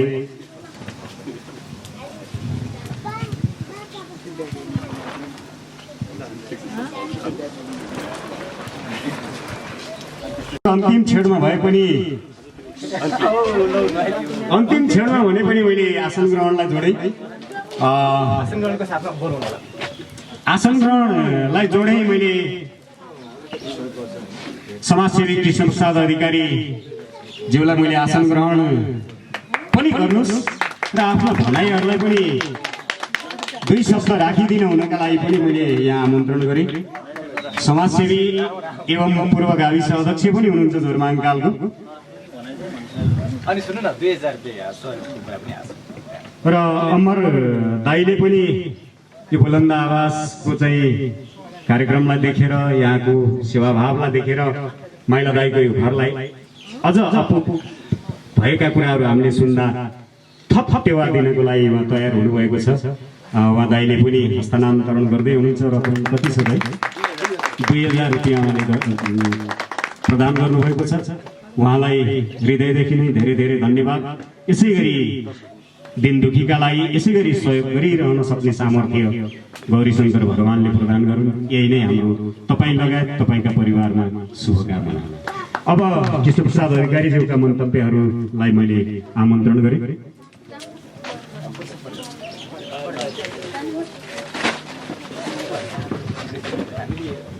कार्यक्रमका सभापतिज्यू, यहाँ उपस्थित हुनुभएका प्रमुख अतिथिज्यूहरू लगायत सम्पूर्ण महानुभावहरूलाई मेरो नमस्कार छ। म अलिकति ढिलो भए यसका लागि म क्षमा पनि चाहन्छु। जुन यो बुलन्द आवाज अभियानद्वारा आज धेरै सराहनीय काम भएको छ, यसका लागि म उहाँहरूको यो समूह जुन परिवार छ बुलन्द आवाज अभियान परिवार, त्यो परिवारलाई धेरै धेरै बधाई र शुभकामना पनि दिन चाहन्छु। र उहाँहरूको अभियानमा कहिलेकाहीँ यसो फाटाफुट्टा सानो सानो कार्यक्रमहरूमा म पनि कतै कतै सहभागी हुन पाएको छु। यसका लागि म उहाँहरूलाई धेरै धन्यवाद दिन चाहन्छु। र आगामी दिनमा उहाँहरूले जुन एउटा प्रस्ताव गर्नुभएको छ सायद त्यो हेल्पबोसको होला जस्तो लाग्छ मलाई। अलिकति कुराकानी मसँग पनि भएको थियो।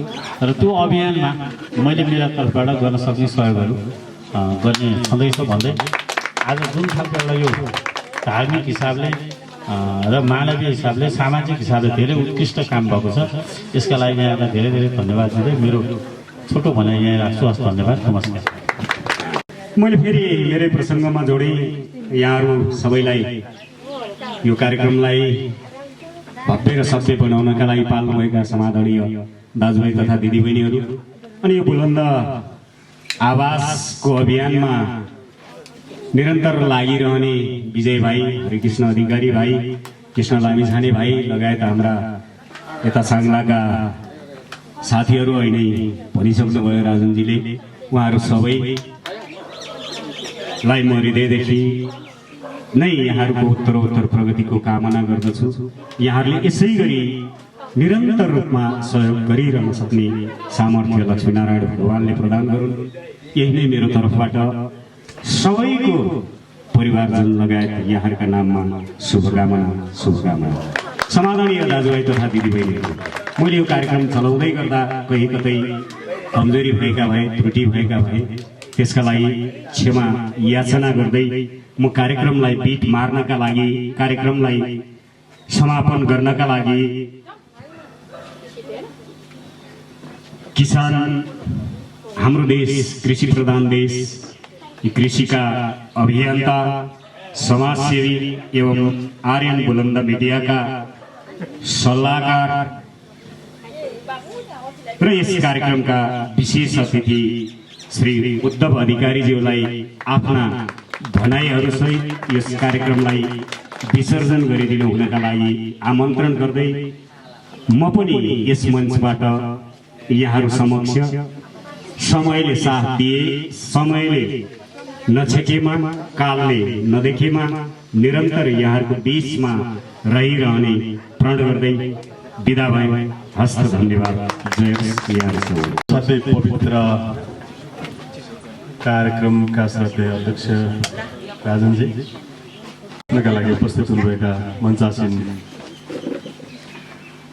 सामाजिक अभियन्ताज्यूहरू, शिक्षा क्षेत्रमा अग्रणी भूमिका निर्वाह गरिरहेका श्रद्धेय गुरुवर्गहरू,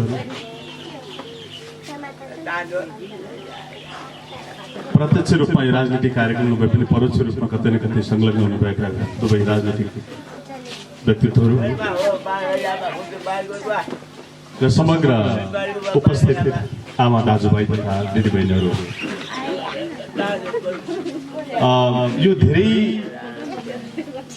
महत्त्वपूर्ण र गर्विलो कार्यक्रम महसुस भइरहेको छ। धेरै कार्यक्रमहरूमा हामी सहभागी हुन्छौँ, धेरैका कुरा सुन्छौँ, धेरै ठाउँमा जानी नजानी बोल्छौँ पनि, तर साँच्चै कसैका लागि हामीले हाम्रा लागि केही गर्यौँ होला, तर कसैका लागि एक खालको यो महायज्ञ हुँदै गर्दा महायज्ञमा चरु हुम्ने देशी विदेशी हाम्रा देश विदेशमा रहनुभएका सम्पूर्ण हाम्रा सामाजिक मनहरू र यसको अगुवाई गर्ने राजनजी धेरै पूर्वका साथीहरूले उहाँप्रति शब्दका गुच्छाहरू प्रकट गरिसक्नुभयो र त्यसको एउटा अगुवा चाहिने एउटा अगुवा गर्ने राजन नेपालजी म सरस्वती हेर्दा 13 वर्षको उमेरमा गाउँ छोडेको एउटा केटो हो लामो समय छिमेकी देशमा बसेर आफ्नो जीविकोपार्जनको काम गर्दै गर्दा पनि आफ्नो गाउँ घर समाज टोल समुदाय र विशेष गरी हामी मिडियाहरूले भन्ने गर्छौँ आवाजविहीनहरूको आवाज भनेर उहाँ मिडियाकर्मी भएकै नाताले पनि साँच्चीकै आवाजविहीनहरूको आवाज बनिरहनु भयो हामी धेरै उहाँले प्रसारण गरेका लाइभ कार्यक्रमहरू नजिकबाट निहाल्थ्यौँ उहाँले आफ्नो समुदायमा परेका पीर मर्काहरूमा अप्ठ्यारा गाह्रा साङ्ग्राहरूमा उहाँको एकबद्धता हामीले नजिकबाट निहालिरहेकै थियौँ चाहे हामीले उहाँ नेपाल आउनुभन्दा अगाडि नै होला सायद हामीले 2 जना क्यान्सर पीडितहरूलाई उहाँकै अभियान उहाँकै अगुवाईमा निकै ठुलो योगदान पुग्यो भन्छु म उहाँहरूले पुनर्जीवन पाउनु भएको छ 2टा भाइ बहिनीहरूले र आज एउटा नयाँ जिन्दगीको उत्तरार्धमा यो हामी घाँस बाँस कपासका लागि 2007 सालदेखि र अझ त्योभन्दा पनि अगाडिदेखि निकै अभियानहरू आन्दोलनहरू हाम्रा अग्रजहरूले यहाँ शहादत प्राप्त गर्नुभयो साँच्चै यही घाँस बाँस र कपासका लागि थियो र आज पनि नेपालमा लगभग 20% भन्दा बढी लगभग 50-60 लाख मान्छेहरू हाम्रो माइला दाइ जस्तै घरबार विहीन छन् जो अरूकै जमिनमा जन्मिन्छन् र अरूकै जमिनमा उनीहरूले प्राण त्यागेका छन् हामीले धेरैवटा बाधा व्यवस्थाहरू परिवर्तनका लागि शहादत प्राप्त गरेका र आजै पनि तपाईँ हामीले आम नागरिकको हाम्रा नागरिक प्रतिनिधिहरूको उपस्थितिमा जारी गरेको संविधानले पनि घाँस र बाँसको ग्यारेन्टी गरेको छ र पनि व्यवहार त फेरि पनि माइला दाई र माइली दिदीहरूले आफ्नो घरमा फेरि पनि प्राण त्याग गर्न पाउने सम्भावनाहरू प्रत्यक्ष रूपमा कार्यान्वयनमा देख्न पाइएको छैन यो बडो गम्भीर विषय हो मान्छे जन्मिसकेपछि उसले एक पेट खान पाउने एक सरो लाउन पाउने र घाम पानीबाट बस्नका लागि एउटा चाहिने आश्रय स्थल पाउनु पर्ने उसको नैसर्गिक अधिकार हो त्यो नैसर्गिक अधिकार दिलाउनका लागि उपस्थित भएका राज्यका विभिन्न संयन्त्रहरू तपाईँ हामीले हेर्दै आएका छौँ देख्दै आएका छौँ कतिपय अवस्थामा कामयाबी हुन सकेका छैनन् यो पटकबाट अहिले भर्खरै संशोधन भएको भूमि ऐनबाट र संविधानमै एकपटक चाहिँ विशेष गरेर दलितको हकमा चाहिँ बासको व्यवस्था गर्ने जो कुरा आएको छ अहिले त्यो भूमि सम्बन्धी ऐनले त्यो कुरालाई चाहिँ कार्यान्वयनमा ल्याएको छ तर त्यसले चाहिँ फेरि पनि एउटा वर्गलाई जातलाई मात्रै त्यहाँ सम्बोधन गरेको छ त्यो अलिकति न्यायसँग हुँदैन ठिक हो हामीसँग अधिकांश भए जति अधिकांश चाहिँ दलितहरू भूमिहीन छन् त्यो पहिलो पक्ष हो तर सबै वर्गका मान्छेहरूसँग घर छ भन्ने कुरा चाहिँ फेरि पनि गलत हो त्यसैले यो हाम्रो आजको मैले त एक खालको साँच्चै हामी अभियानका कुरा गर्छौँ आन्दोलनका कुरा गर्छौँ यो हुनुपर्छ त्यो हुनुपर्छ भन्छौँ यहाँ त हेर्दा हेर्दै हुँदा हुँदै एउटा राहत बाँड्न आएको अभियानकर्मी सञ्चारकर्मी उसको मन बोल्यो ए यो त मैले भिडियोमा हेर्दै थिएँ यहाँ सर्प पनि छिराएको थियो उहाँ कस्तो ठाउँमा बसेर पकाएर खानुहुन्थ्यो पनि भिडियोमा देखिन्थ्यो कस्तो ठाउँमा सोच्नुहुन्थ्यो पनि भिडियोमा देख्थ्यौँ हामीले र आज हामीले जे देखिरहेका छौँ यो हाम्रा लागि सपना छ यो असाध्यै पवित्र र महत्त्वपूर्ण काम हो एउटा सञ्चारकर्मीको अगुवाईमा र उहाँको विश्वासमा अहिले हेर्नुहोस् बाउले छोरालाई पनि विश्वास नगर्ने जमाना छ किन दिने बडो दुःख गरेर कमाएको पैसा तर उहाँप्रति उहाँले जुन विश्वास कमाउनु भएको छ ती मनहरू छन् त्यो उहाँहरू एकदम धनी भएर उहाँहरूसँग बढी पैसा भएर उहाँले दिनुभयो होला भनेर हामी अन्दाज गर्दैनौँ उहाँहरूसँग असाध्यै धेरै अघि निगम सरले भन्नुभयो मैले धेरैवटा देशहरू घुमेँ तर त्यहाँ पनि सुख छैन त्यति दुःख गरेर कमाएको पैसा नेपालको कोही एकजनाले कोही एकजना रोगी छैन रोगबाट मुक्ति पाउँछ कोही एउटा घरभित्र बस्न पाउँछ भनेदेखि किन सहयोग नगर्ने भनेर उहाँले जुन सहयोग गर्नुभयो र समग्रमा कुल गार्हस्थ्य उत्पादनको हिसाबले हेर्ने हो भने हामी कृषि प्रधान देश भन्छौँ। अहिले लगभग कुल गार्हस्थ्य उत्पादनको योगदान 26-27 मा झरिसकेको छ। यो रेमिटेन्सको योगदान चाहिँ तपाईँको अहिले यो लकडाउनभन्दा अगाडि 32 वर्षको अगाडि भनेको यो देशलाई सिङ्गो देशलाई नै त्यो विदेशमा रहनुभएका हाम्रा दाजुभाइ दिदीबहिनीहरूले नै ठेकिराख्नु भएको छ भन्छु चाहिँ। तर परिस्थिति फरक छ। अब धेरै 10औं-20औं लाख दाजुभाइ दिदीबहिनीहरू फेरि पनि आफ्नो वासस्थान फर्किने आफ्नो हिजो गरिरहेको रोजीरोटी छोडेर आउनुपर्ने अवस्थामा हुनुहुन्छ। त्यो अर्को विडम्बनापूर्ण कुरा हो।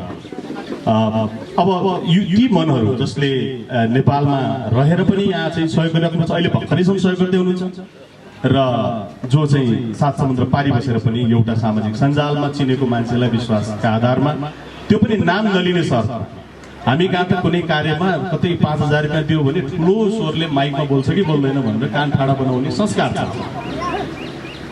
त्यो पनि मेरो नाम लिनुभयो भने म तपाईँलाई कहिले पनि सहयोग गर्दिनँ भन्ने शर्तमा हेर्नु चाहिँ कत्रो विश्वास हो। त्यो त नाम नलिँदाखेरि त त्यहाँभित्र गडबडी पनि हुन सक्थ्यो नि त हैन। तर त्यो चाहिँ त्यति एउटा महान चाहिँ व्यक्तित्वहरू महान मनहरू यो चाहिँ सामाजिक अभियानमा जोडिनु भएको छ। यो संसार एउटा चाहिँ हाउससँग संसार हाउससँग जोडिनु भएको छ। एउटा सामाजिक अभियन्ता सञ्चारकर्मी साथीसँग जोडिनु भएको छ। उहाँहरू एकदमै धेरै चाहिँ हामी एकदम शिर झुकाएर उहाँहरूलाई हामी नमन गर्न चाहन्छौँ। अब मैले यहाँ धेरै कुरा लगभग अन्तिममा यो अलिकति धन्यवाद पनि दियोस् भन्ने आशय राख्नुभयो राजनजीले। म यसको संस्थाको सल्लाहकार पनि भएको हैसियतले मेरो पहिलो धन्यवाद राजनजीलाई, किनभने पहिलो दिन तपाईँ यहाँ जुन दिन राहत दिन आउनुभयो, राहत दिनका लागि आउनुभयो र त्यहाँबाट तपाईँले आजको अवस्थासम्म ल्याइपुर्नुभयो, पहिलो धन्यवाद तपाईँलाई। दोस्रो धन्यवाद माइला दाइलाई। तपाईँ हामीले भूकम्पमा देखेका छौँ काठमाडौँमा 5 तले घर छ, 50-60 लाखको गाडी चढेर तपाईँको जिल्लामा गएर त्यो भूकम्पले दिने जो राहत थियो त्यो सुरुका राहतहरू असुलफर गर्ने हाम्रो नेपाली कल्चर तपाईँहरूले नजिकबाट देखेका छौँ। लोभको पराकाष्ठा उहाँले त्यस्तो एउटा गरिबीबाट गुज्रिँदै गर्दाखेरि पनि उहाँका हातमा दिएको 5000 रुपियाँ मलाई पैसा चाहिँदैन, अभाव त थियो होला नि त उहाँलाई। एकछिनपछि तेल किन्न जानु थियो होला, एकछिनपछि तरकारी माल्ने नुन थिएन होला, तर पनि उहाँले के भन्नु, मलाई बास बनाइदियो, मलाई तिम्रो पैसा चाहिँदैन। म उहाँको बास बनाउने के ग्यारेन्टी थियो, आज यो अवस्था आउँछ भने के ग्यारेन्टी थियो? तिमीलाई पैसा चाहियो त पैसा म कसरी दिन सक्छु? मैले ल्याएको तिमीलाई खाद्य सामग्री हो, तिमीले लिँदैनौ भने नलियो, म घर चाहिँ बनाउन सक्दिनँ भन्ने पनि त एउटा बाध्यता सामाजिक अभियन्तामा हुन सक्थ्यो। उहाँले त्यो जुन त्याग गर्नुभयो नि त्यो ठुलो चिज हो। हातमा आएको 5000 रुपियाँ त्यो पनि तपाईँको भएको हुने खाने मान्छेको हातमा होइन, उहाँका लागि 5000 भनेको अरू सामान्य मान्छेहरूका लागि अलि ठुलो मूल्य राख्छ होला। त्यस्तो एउटा पात्रप्रति म फेरि धेरै धन्यवाद दिन चाहन्छु। मलाई खाना जसो तसो पुगेर चाहिँ सक्छौ भने मलाई घर बनाइदियो, उहाँले जो त्याग गर्नुभयो त्यसको लागि म उहाँलाई दोस्रो धन्यवाद दिन चाहन्छु। तेस्रो धन्यवाद उहाँले जुन सामाजिक सञ्जाल मार्फत आह्वान गर्नुभयो त्यो फोटो मार्फत माइला दाइको घर बनाउन सकिन्छ कि भन्ने प्रयास गर्नुभयो र छोटो समयमा उहाँप्रति एकबद्धता जनाउने जो सबै हाम्रा दानवीरहरू प्रति म एकदमै आभार र सम्मान व्यक्त गर्न चाहन्छु र उहाँलाई धन्यवाद दिन चाहन्छु कि यो पहिलो दान होइन होला वा पहिलो सहयोग होइन होला। राजनीतिसँग जोडिँदै गर्दा धेरै पटक धेरै फोरमहरूमा धेरै मोर्चाहरूमा उहाँहरूले सहकार्य र सहयोग गर्नुभएको छ र यो असाध्यै पवित्र काममा जो सहयोग गर्नुभयो म उहाँहरूको म धन्यवाद दिन चाहन्छु। र अर्को चाहिँ मैले यहाँ अर्को धन्यवाद दिनुपर्ने मैले पात्र जो देखिरहेको छु समुदायमै पनि नजिकबाट रहेर यहाँको युवा, यहाँको छिमेकी आमा दाजुभाइ दिदीबहिनीहरू, यहाँको एक खालको सामाजिक हामीले अहिले विरोधका कुरा गर्यौँ त्यो त एकाध हुन्छ, हेर्नुहोस् 8-10% त्यो जहाँ पनि हुन्छ। हाम्रो शरीरभित्र पनि सबै ठाउँ सफा सुग्घर छैन, काहीँ न काहीँ अलिअलि फोहोर पनि छ। त्यसैले यो त्यो कुरालाई छोड र अरू जति पनि सिङ्गो समुदाय छ त्यो समुदायलाई म एकदमै धेरै नमन गर्न चाहन्छु, किनभने हामी त आज एक दिन आयौँ, यहाँ 1 महिना भयो राजजी आउन थाल्नु भएको, हामी अब आजबाट हिँड्छौँ, भरेदेखि माइला दाइ यहाँहरूकै जिम्मामा हो। उहाँहरूलाई अप्ठ्यारो पर्दा पनि तपाईँले हेर्ने हो, दुःख पर्दा पनि तपाईँले हेर्ने हो, बिसन्चो भएन अस्पताल तपाईँले लाने हो, नुन सकिए पनि पल्लो घरबाट तपाईँले दिने हो होइन। र त्यो चाहिँ यो तपाईँहरूको जुन खालको यो माइला दाइप्रतिको सम्मान र उहाँले राम्रो घरमा बस्न पाउँदै गर्दा यहाँहरूको अनुहारमा देखिएको खुसी म यहाँहरूलाई पनि एकदमै धेरै धन्यवाद साधुवाद व्यक्त गर्न चाहन्छु होइन। र आज जो यो कार्यक्रम आयोजना गर्नुभयो र यो कार्यक्रममा असाध्यै चाहिँ नि भनौँ न महत्त्वपूर्ण व्यक्तित्वहरू यहाँ हुनुहुन्छ। हामीले सबैलाई हामीले नाक कान मुख घाँटी भएकै मान्छेको रूपमा हेर्नु त्यो होइन, उहाँहरूको विचार, उहाँहरूको योगदान, उहाँहरूले गर्नुभएका सामाजिक चाहिँ नि गतिविधिहरू ती सबैका हिसाबले निकै ओजिला व्यक्तित्वहरू यहाँ उपस्थित हुनुहुन्छ र उहाँहरूले आफ्नो कार्यव्यस्तताका बावजुद पनि यहाँ उपस्थित भएर यो एउटा महान अभियानमा चाहिँ नि एकबद्धता जनाउनु हो यहाँ आसन ग्रहण गरिदिनु भयो आफ्ना केही शुभकामना मन्तव्यहरू राखिदिनु भयो म यहाँहरू सबैप्रति सत नमन गर्न चाहन्छु यहाँहरूप्रति हार्दिक धन्यवाद व्यक्त गर्न चाहन्छु र अन्त्यमा मैले अब अलिकति जोड्नुपर्ने कुरा मलाई यहाँ खड्केको विषय चाहिँ कहाँ हो भने म राज्य देखिरहेको छैन हामीले व्यवस्था हिजो पञ्चायती व्यवस्थाले अलि भएन कि भन्यो त्यसपछि प्रजातन्त्र भन्यो हामीले त्यो 3-4वटै व्यवस्थाहरू उपभोग गर्न पायौँ हाम्रो उमेर समूहले हामी हिजो जान्दा नजान्दा 36 सालतिर पनि दाजुहरूका पछि लागेर चाहिँ पहेँलो र निलोको चाहिने के भन्छ मतपत्रहरू हातमा बोकेर गाउँ दौडिएर त्यहाँदेखि आजसम्म धेरै बाद्र व्यवस्थाहरू परिवर्तन भयो तर माइला दाइ र माइली दिदीहरू समक्ष ती बाद्र व्यवस्थाहरूले प्रत्यक्ष रूपमा छुन सकेका छैन आज हामीले यत्रो पवित्र काम गरिरहँदाखेरि पनि यहाँ अहिले 3 तहका सरकारहरू छन् 3 तहका सरकारहरूमध्ये उहाँहरूले प्रष्ट रूपमा यहाँ उभिएर आफ्नो एकबद्धता जाहेर गरिदिनु भएको अझ यो सुनमा सुगन्ध हुन्थ्यो भन्ने लाग्छ मलाई होला उहाँहरूका पनि आफ्ना परिबन्धहरू होला र अहिले जस्तो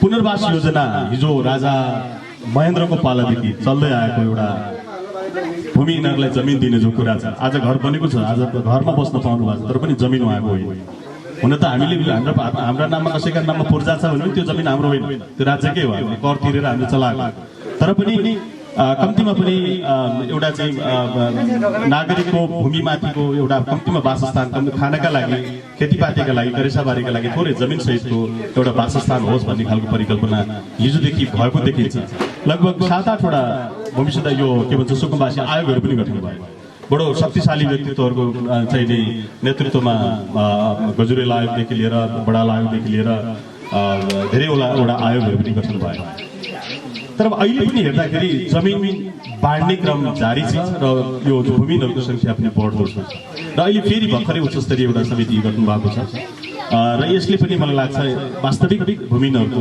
लगत सङ्कलन गरेर उहाँहरूलाई चाहिँ जमिन अन्तिम पटक जमिन उपलब्ध गराउने प्रयास भइरहेको सुनिन्छ तर पनि यो चाहिँ के हो भने पहिलो भूमिका फेरि पनि स्थानीय सरकारकै हो स्थानीय सरकारले उहाँहरूको जस्तो अहिले हामी 1 नम्बरमा बसेर कुरा गर्दैछौँ तारकेश्वरको कतिजना हुनुहुन्छ रियल भूमिहीन म भूमिहीन हुँ भनेर कसैले दाबी गर्न पाएन रियल भूमिहीनको पहिचान गरेर उहाँहरूको सूचीकरण गरेर आवश्यक भएसम्म यहाँ भएका धेरै खेर गएका जमिनहरूमा लौ तपाईँ यहाँ बस्नुहोस् भनेर स्थानीय सरकारले चाहिँ उहाँहरूलाई बसोबासको व्यवस्था मिलाउन सक्छ त्यो गर्नुपर्छ त्यतातर्फ मलाई लाग्छ यो आजको एडभोकेसी चाहिँ त्यतातर्फ लक्षित होस् भन्ने म चाहिँ आग्रह गर्न चाहन्छु किनभने आज महिला दाइले जुन खालको सुखका साथ भरे उहाँले आनन्दसँग निदाउनुहुन्छ त्यस्ता धेरै महिला दाइ र दिदीबहिनीहरू हाम्रै वडाभित्र हुन सक्नुहुन्छ हाम्रै पालिकाभित्र हुन सक्नुहुन्छ मैले देशभरिको कुरा 50-60 लाखको सङ्ख्यामा कुरा गरिसकेँ तपाईँ हलिया अरुवा चरुवा मुसहरदेखि लिएर गएर हेर्नुहुन्छ भने कसैसँग तपाईँको आफ्नो जमिन छ त्यसैले यो स्थानीय सरकारले पनि यसलाई गम्भीर ढङ्गले यसलाई लिइदिँदाखेरि धेरै सान्दर्भिक हुन्छ किनभने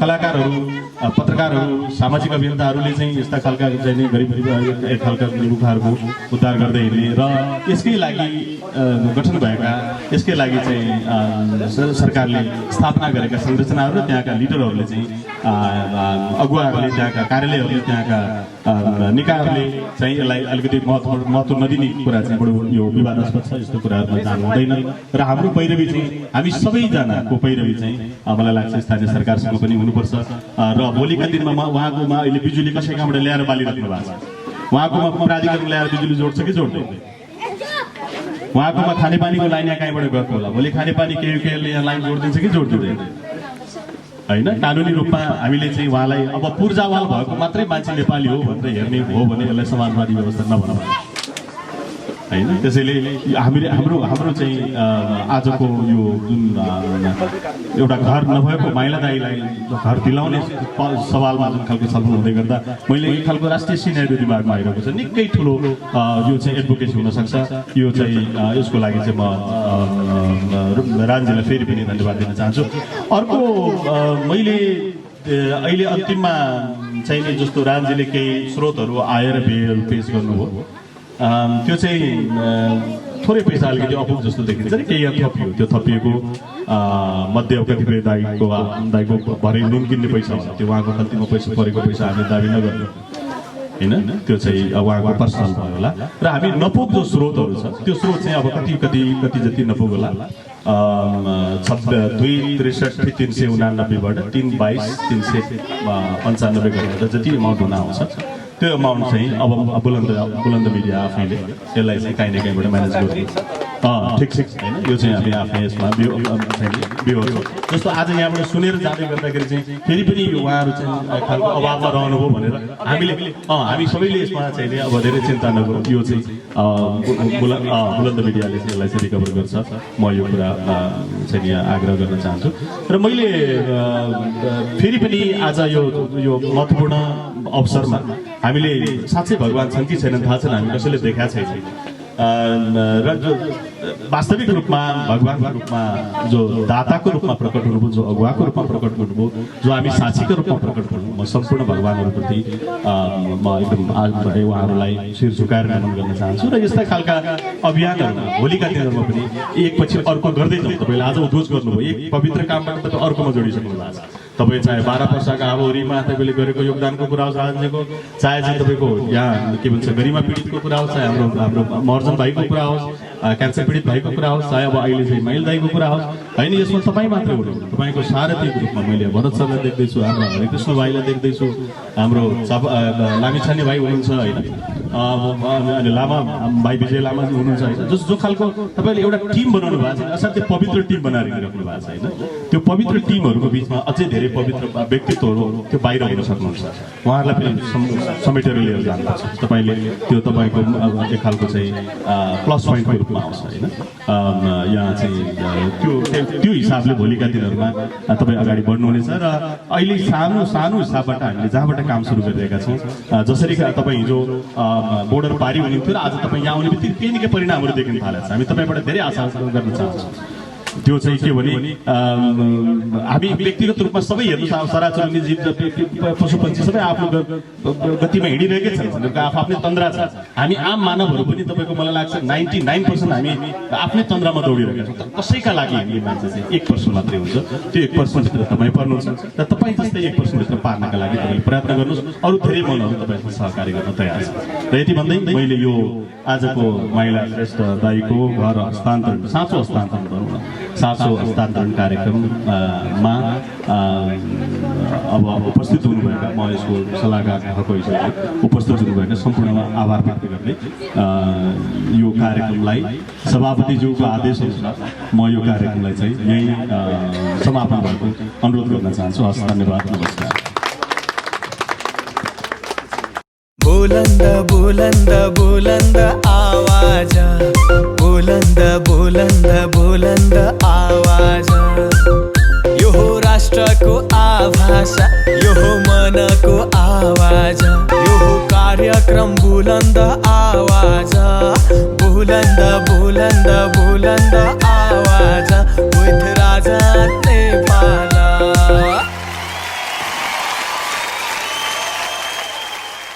आर्यन बुलंद मीडिया को प्रस्तुति कार्यक्रम बुलंद आवाज।